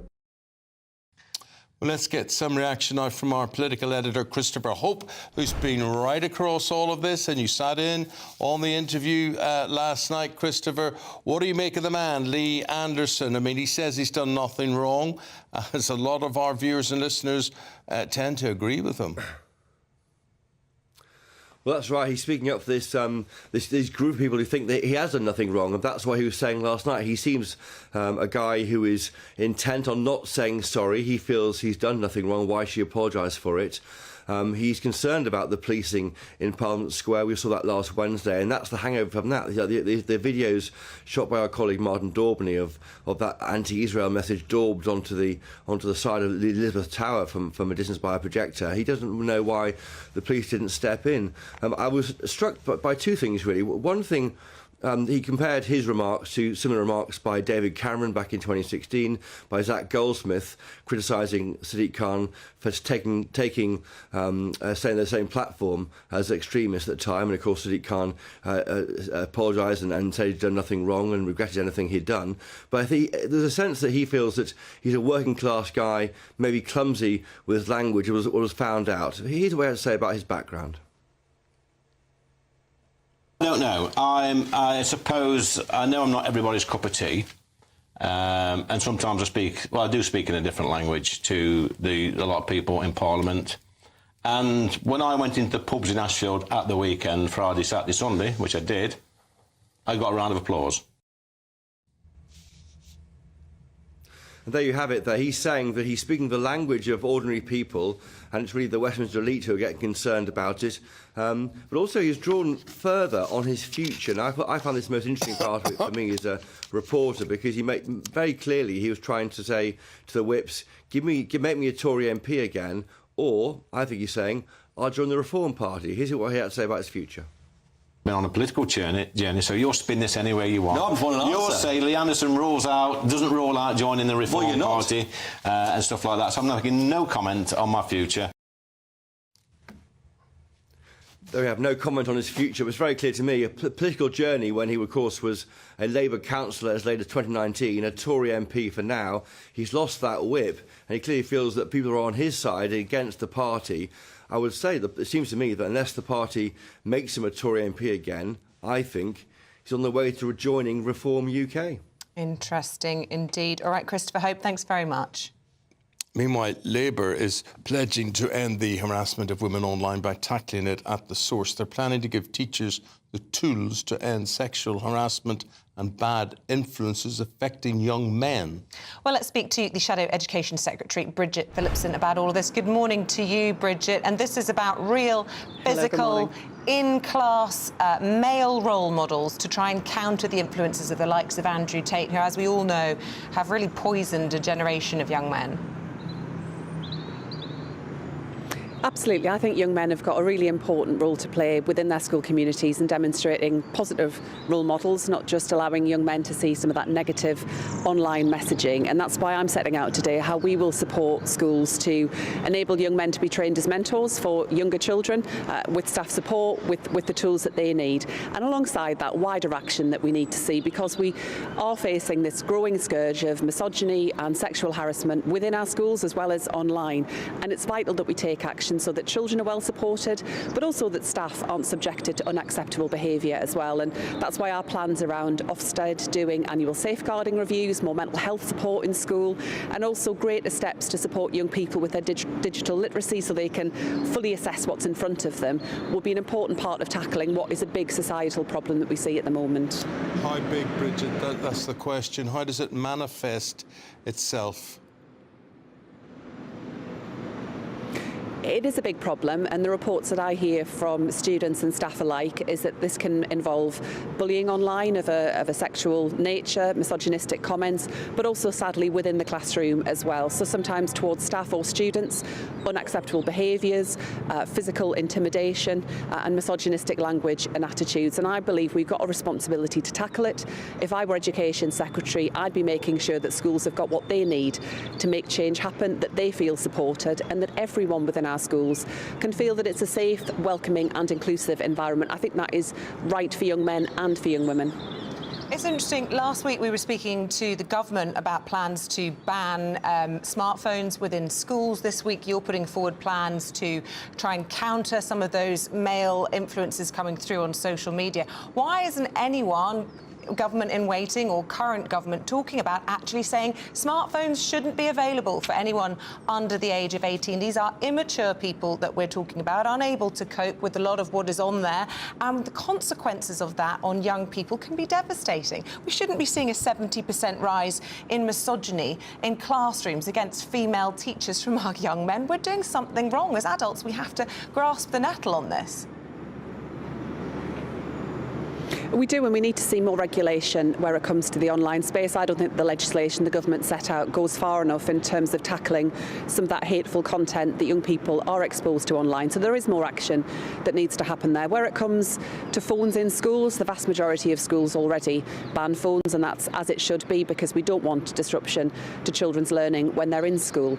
But I think given that we do have that technology that's out there, we need to make sure that young people have got the skills that they need to navigate that world. And there are real dangers that come of some of that technology, but there is the real potential for benefit as well, whether it's, you know, some of the way in which learning can be supported through online apps, through other ways of teaching children. There are positives, there can be benefits, but absolutely we need to do more to regulate that material where it's not appropriate, where we don't want to see children exposed to it. And I think for parents too, parents feeling that they've got the tools that they need to stop young people accessing inappropriate material or limiting their time using devices or smartphones. It's this rise in sextortion as well. It's being exposed by the Mirror today. 100 children a day in this country are victims of this, and they point to the case study of a 16-year-old boy who took his own life. They're saying that 390% increase in children being blackmailed over naked images. I mean,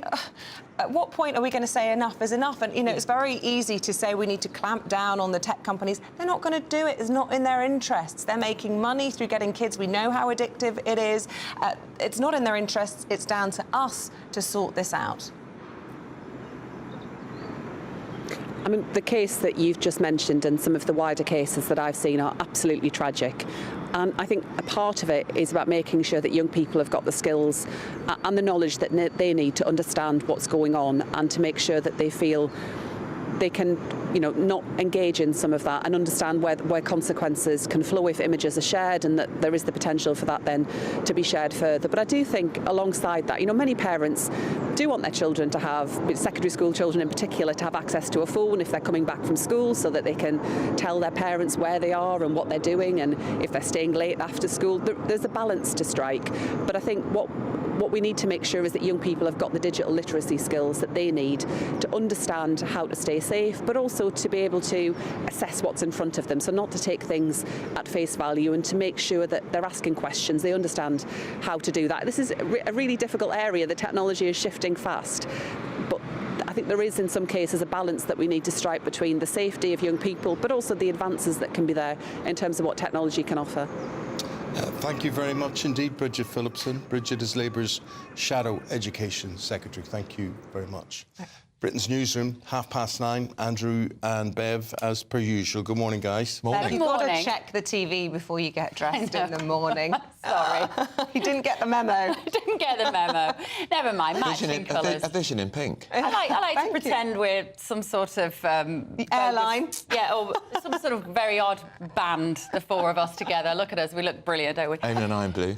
Yeah, exactly. I'm slightly despairing there listening to Bridget Phillipson talk about this issue. It's just all hot air. She has no idea how hard parents are finding the mobile phone Completely culture. agree. And lots of research now. There was some by Us for Them, the charity that do work for children, this week showing that, you know, the vast majority of parents, it's about over 70%, support a smartphone ban for the under 16s. And then you've got politicians going, well, it's, you know, it's all a little bit difficult, isn't it? Come on, take some action. I wish somebody would grow a pair and help parents in the way that we want them to be helped. Because actually, this story about... oh, sorry, we'll let you talk in a minute. Just let me get this off my chest. Didn't normally. This story about Labour getting rid of misogyny in classrooms, there's not a mention in the reporting of this about the role that parents need to play in this. And they can help us, but also it's about why are boys being misogynistic to girls? Because they're deeply insecure. They don't know who they are, often boys. We're not getting them out running around sports fields. We're not raising them to be boys. I totally agree on that. Oh, gosh, we could do a special on this, Bev. Completely. It's... Anyway. Yeah. We're also going to talk about the big political story now. It's Lee Anderson moving on, because Paul Scully, the former minister, saying there are no-go areas of London and Birmingham. Is he right? Some people will agree with him. We have someone in Birmingham. I'll tell you this. Let me just tell you about no-go areas. Having grown up in Northern Ireland, there was a phrase that the British government hated more than anything, which is, you can't go in there, it's a no-go areas. Oh, there are no such things as no-go areas in the United Kingdom. What a lot of baloney. And you knew it wasn't true. I knew, absolutely, and I can sit and I can point them out and I can name them. And they were Republican and they were loyalist. But night after night on the news comes Secretary of State and whatever. Of course, there are no such things as no-go areas. There are such places as no-go areas. And I think he's lit a light under him. It's a really important debate, isn't it? We need to be able to have a conversation about rapid immigration of people that do not share our culture, and that the valid concerns that people have about that, particularly older people, actually. The younger generation are a little less concerned. We have to be able to have that conversation without being accused of being racist or Islamophobic. Yes, but language is key, and you have to be careful not to conflate somebody in with a group of extremists because of their ethnicity or their religion. And the problem is it is divisive, and we end up with everybody hating each other. We have to find a way through all of We should remember as well, Lee Anderson's comments have been forgotten in the big row. He wasn't just talking about Sadiq Khan, he was also talking about the Labour leader, Keir Starmer. So nobody can accuse him of being racist about Starmer, can they? Absolutely. And about language, J.K. Rowling hit back at the reporting of this trans woman being sent to prison for murder, and the press are saying this woman has been sent to prison. The BBC did an entire report from the studio and from outside the court referring to her as a woman. It's a bloke. She's going to serve the sentence in a male prison. Male prison, It's a trans woman. The BBC didn't even mention that. Interesting. Truth matters. Wasn't that a hideous murder? Wasn't that hideous? And then put a cat in a blender. Disemboweling the cat on live television. Revolting. Not a well person. Thank you very much. We look forward to the programme 9:30 with Andrew and Beth. Thank you very much indeed. We've still got plenty of royal news around. We've got the amazing Angela Levin in next, and she's going to be talking about what is going on in that world. This is GB News with Eamonn and Isabel at breakfast. Tired of the usual focus-tested, pre-prepared Westminster runaround? Well, so am I. So you want higher taxes? Is your department to blame for this? Are you rethinking this policy? Every Sunday at 9:30, I'll be sitting down with those in power to get the truth about the issues affecting you. Let's be honest, we've known about the cost pressures of this project for years, not months. That's the Camilla Tominey Show, a politics show with personality. On GB News, the People's Channel, Britain's news channel. Patrick Christie's Tonight. Weekdays from 9 p.m. So a new poll has revealed that Gen Z or Gen Z, I don't know how I'm supposed to say it, and British boys and men are more likely to believe that feminism has done more harm than good when compared with older respondents. So the polling also found that a quarter of UK males aged 16 to 29 believe it's harder to be a man than a woman, with 1 in 5 looking favourably upon controversial influencer Andrew Tate. 37% of them also agree that the phrase toxic masculinity is unhelpful. So, with Gen Z boys increasingly holding this view, has feminism done more harm than good? Let me know your thoughts. Email me, gbviews@gbnews.com, tweet me @gbnews, and make sure you take part in our poll. But I'll bring you those results shortly. Going head-to-head on this tonight, our author and commentator Anna May Mangan and YouTuber and social media influencer Pearl Davies. Both of you, thank you very much.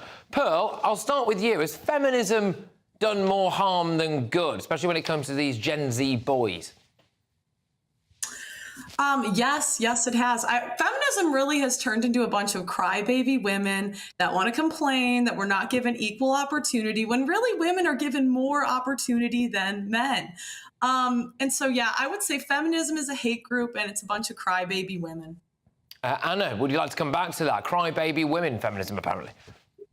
So we've got a right lad with us tonight with Pearl and her opinions, haven't we? How could it possibly do harm? Pearl wouldn't do. I hope you vote. I assume you do. I hope you're not chained to the kitchen sink at home. I'm not sure if you've got a job, so I don't know very much about you, but you're probably, if there's a bloke doing the same thing as you, you're probably earning less than him. So of course feminism is something that it got us the vote in the first place, and it's still doing a power of good. It's just whingy men, and actually I changed that. They're lads, they're not men. 2024, a battleground year. The year the nation decides. As the parties gear up their campaigns for the next general election. Who will be left standing when the British people make one of the biggest decisions of their lives? Who will rise? And who will fall? Let's find out together. For every moment, the highs, the lows, the twists and turns. We'll be with you for every step of this journey. In 2024, GB News is Britain's election channel.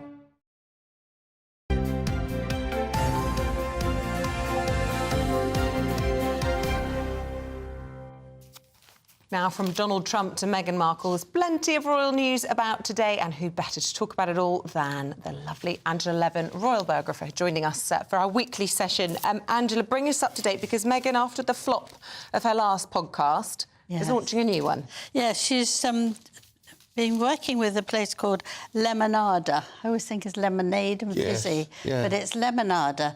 But what she's going to do, and I will say this, trying not to laugh, I have to read it, is that she is too academic for entertainment only, and so it won't be celebrity-driven.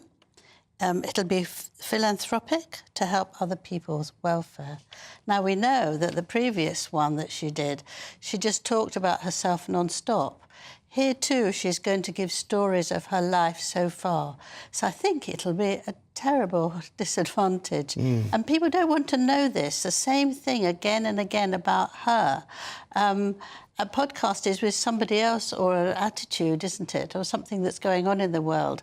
But if it's all about you again, it just proves that she can't let go of that. She's so interested in herself. The other thing that is that she might be coming in May with Harry and bring the two children for the 10th anniversary of the Invictus Games. Now, this is absolutely astonishing, because she's always said, I won't put my foot back in London at all. Now, you have to think, why does she want to do that? She has taken over Invictus Games because she gives speeches and she leads people. And I've had a lot of people emailing me and say, can you stop it? Can you help us stop it? Because they're fed up with both of them, turning it into a thing about Harry and Meghan. But she also, I feel, and this might be very nasty of me, and I don't mean it that way, it's a thought, that Princess Catherine will be coming out of, we hope, hopefully, that she will be coming out of her time of getting better, and she will be working a bit again. But I wonder, is it about spreading the risk? Here we have a supplement in the Daily Telegraph today, and basically the headline on this is how a Trump presidency could end Prince Harry's American dream. And the two of them used to slag off Donald Trump, and now it may come back to bite them. And Donald Trump has said, I wouldn't protect him. He betrayed the Queen. That's unforgivable. He would be on his own if it was down to me. Yes, that's right. He feels very strongly about that. And although he's not actually a popular man, and the Queen didn't like it when he was over here, he walked in front of her, he kept her waiting for tea, but he thought he had a terrific time. Yes. He hated the mayor because he put up this awful balloon of a baby version of him in a nappy. That's true, I remember that. And he won't last for long, I think. Yeah. But anyway, that's what he feels like. But he does actually, he is very loyal to the people that he does like. And he thinks the Queen was absolutely the most wonderful woman, that they had the best time that she'd ever had in 25 years. I doubt that as well. Even if recollections vary on that. Yes, but I do think that he feels that Harry has let down the country and all of us in it, and has been absolutely appalling. What do you think King Charles would say if President Trump threw his son out of his country over his visa situation? I'm pretty sure he wouldn't look too fondly on it. I mean, he still loves his son, and it would be a huge humiliation of, what, is he fifth in line, sixth in line? Yes. But on the other hand, you know, if you have a rule about taking drugs, You can't make it just for one person. You can't let him. He's not a member of the working royal family at the moment. So you can't then actually make things very easy for somebody like that. But other people are out straight away. I think you can't expect a country to change their mind because of bad behaviour of a royal rather than an ordinary person or a celebrity. So, Meghan coming back here with Harry, do you see this as a one-off event, or do you see this as some way of, you know, getting their feet under the carpet again? I'll tell you what my view is. My view is that her previous PR people were always negative. Be victims, make sure people feel sorry for you, do all that. Now, the new one is all for being positive. You know, be with the royal family, show that this will help you get more people, that you are very important. And I think that that's what it's all about. I don't think it comes from the heart. They have been told that they must stop being moaning all the time because it actually takes people's interest away from them. So therefore, they will come and be loving and interested for 5 minutes, but really it will be for another documentary or to see what's going on and to sell that. It'd be nice for Charles, though, to see the grandchildren. Barely knows them. He's been unwell. Catherine's been unwell. Perhaps it's time for families to be reunited. But I think in the end, one of them will be poorly, or they say they're poorly, and they won't come as well, because it's a very, very long journey if they're just here for a day for small children to come, even on a private plane. I think there's a lot of manipulation and sly work going on, I'm afraid. Appreciate it. Angela, thank you very much indeed. That's Angela Levin there, the royal author. Thank you very much indeed. That just about brings us to an end of the programme today. Whatever you're doing today, have a good day. We're going to be back from 6 a.m. tomorrow morning. Yeah, up next, it's Britain's Newsroom with Andrew and Bear. But we'll leave you with one last look at the forecast. Have a good day. Good morning, I'm Alex Burkill here with your latest GB News weather update. There are some patches of fog and freezing fog around first thing this morning, and also a spell of rain currently across parts of Scotland, bringing a wet start here and also for Northern Ireland, and that rain is gradually going to push into parts of England and Wales as we go through the day as well. However, in the southeast, ahead of the rain, it's actually going to stay dry through the daylight hours at least, and once any mist and fog clears away, it should be a mostly fine picture. Behind the rain towards the northwest, particularly across Scotland, there'll be some sunny spells, but also a scattering of showers, and some of these could turn wintry over higher ground, with temperatures generally around average for the time of year. The band of rain is gradually going to make its way southeastwards as we go through the end of the day, but it breaks up, so just bringing a bit more cloud and perhaps a few spots of rain to the southeast to end the day here. Elsewhere and otherwise, we're going to see largely clear skies developing, so again, we're likely to see some fog or freezing fog patches developing as we go through Wednesday morning, as temperatures are likely to dip close to or perhaps even a bit below freezing in prone rural spots. So many places starting tomorrow on a bit of a dry but rather chilly note. However, we are going to see a band of rain, again more rain sweeping its way in from the west, and that is likely to be a bit heavy at times across western parts, with some strong winds in association with this. Meanwhile, in the east-southeast, again it's likely to stay dry, at least during daylight hours. Temperatures are going to be a bit higher than today, many places getting into double figures. Wake up to the headlines with Headliners every morning at 5 a.m.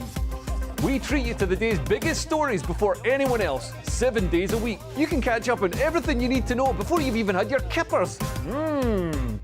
Headliners every morning at 5 a.m. only on GB News, the People's Channel, Britain's news channel.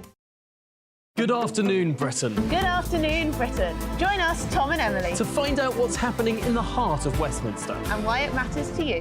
Weekdays from midday, we bring you the most compelling stories from across the United Kingdom. And from your doorstep to our inbox. That's right, we want to hear from you. GB News, Britain's news channel.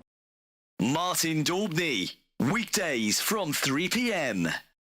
You have a president in President Biden who's not enforcing the law that was passed by Congress. President Obama, criticize him or not, actually enforced the law and was deporting people that had crossed illegally. Of course, President Trump enforced the law and improved the law to make sure that and worked with Mexico to have the Remain in Mexico policy. Biden has abandoned federal policy. In fact, he's deliberately trying to let in as many immigrants as possible. More for the Democrats, more is better and less is racist.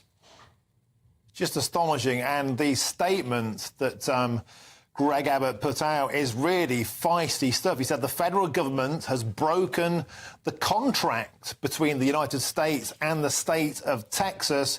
And the eye numbers, Greg, are simply eye-watering. 6 million illegal immigrants have crossed our southern border in just 3 years, Governor Abbott says. That's more than the population of 33 states in the United States. Astonishing numbers. And Martin, that's just Texas. If you add Arizona and other border states, you know, it's pushing 10 million. By the end of Biden's term, it'll be 11 million. A study by Yale University a few weeks ago, 3 very liberal professors that did the study estimate there's 22 million illegal aliens. So this is a crisis that was created by Biden.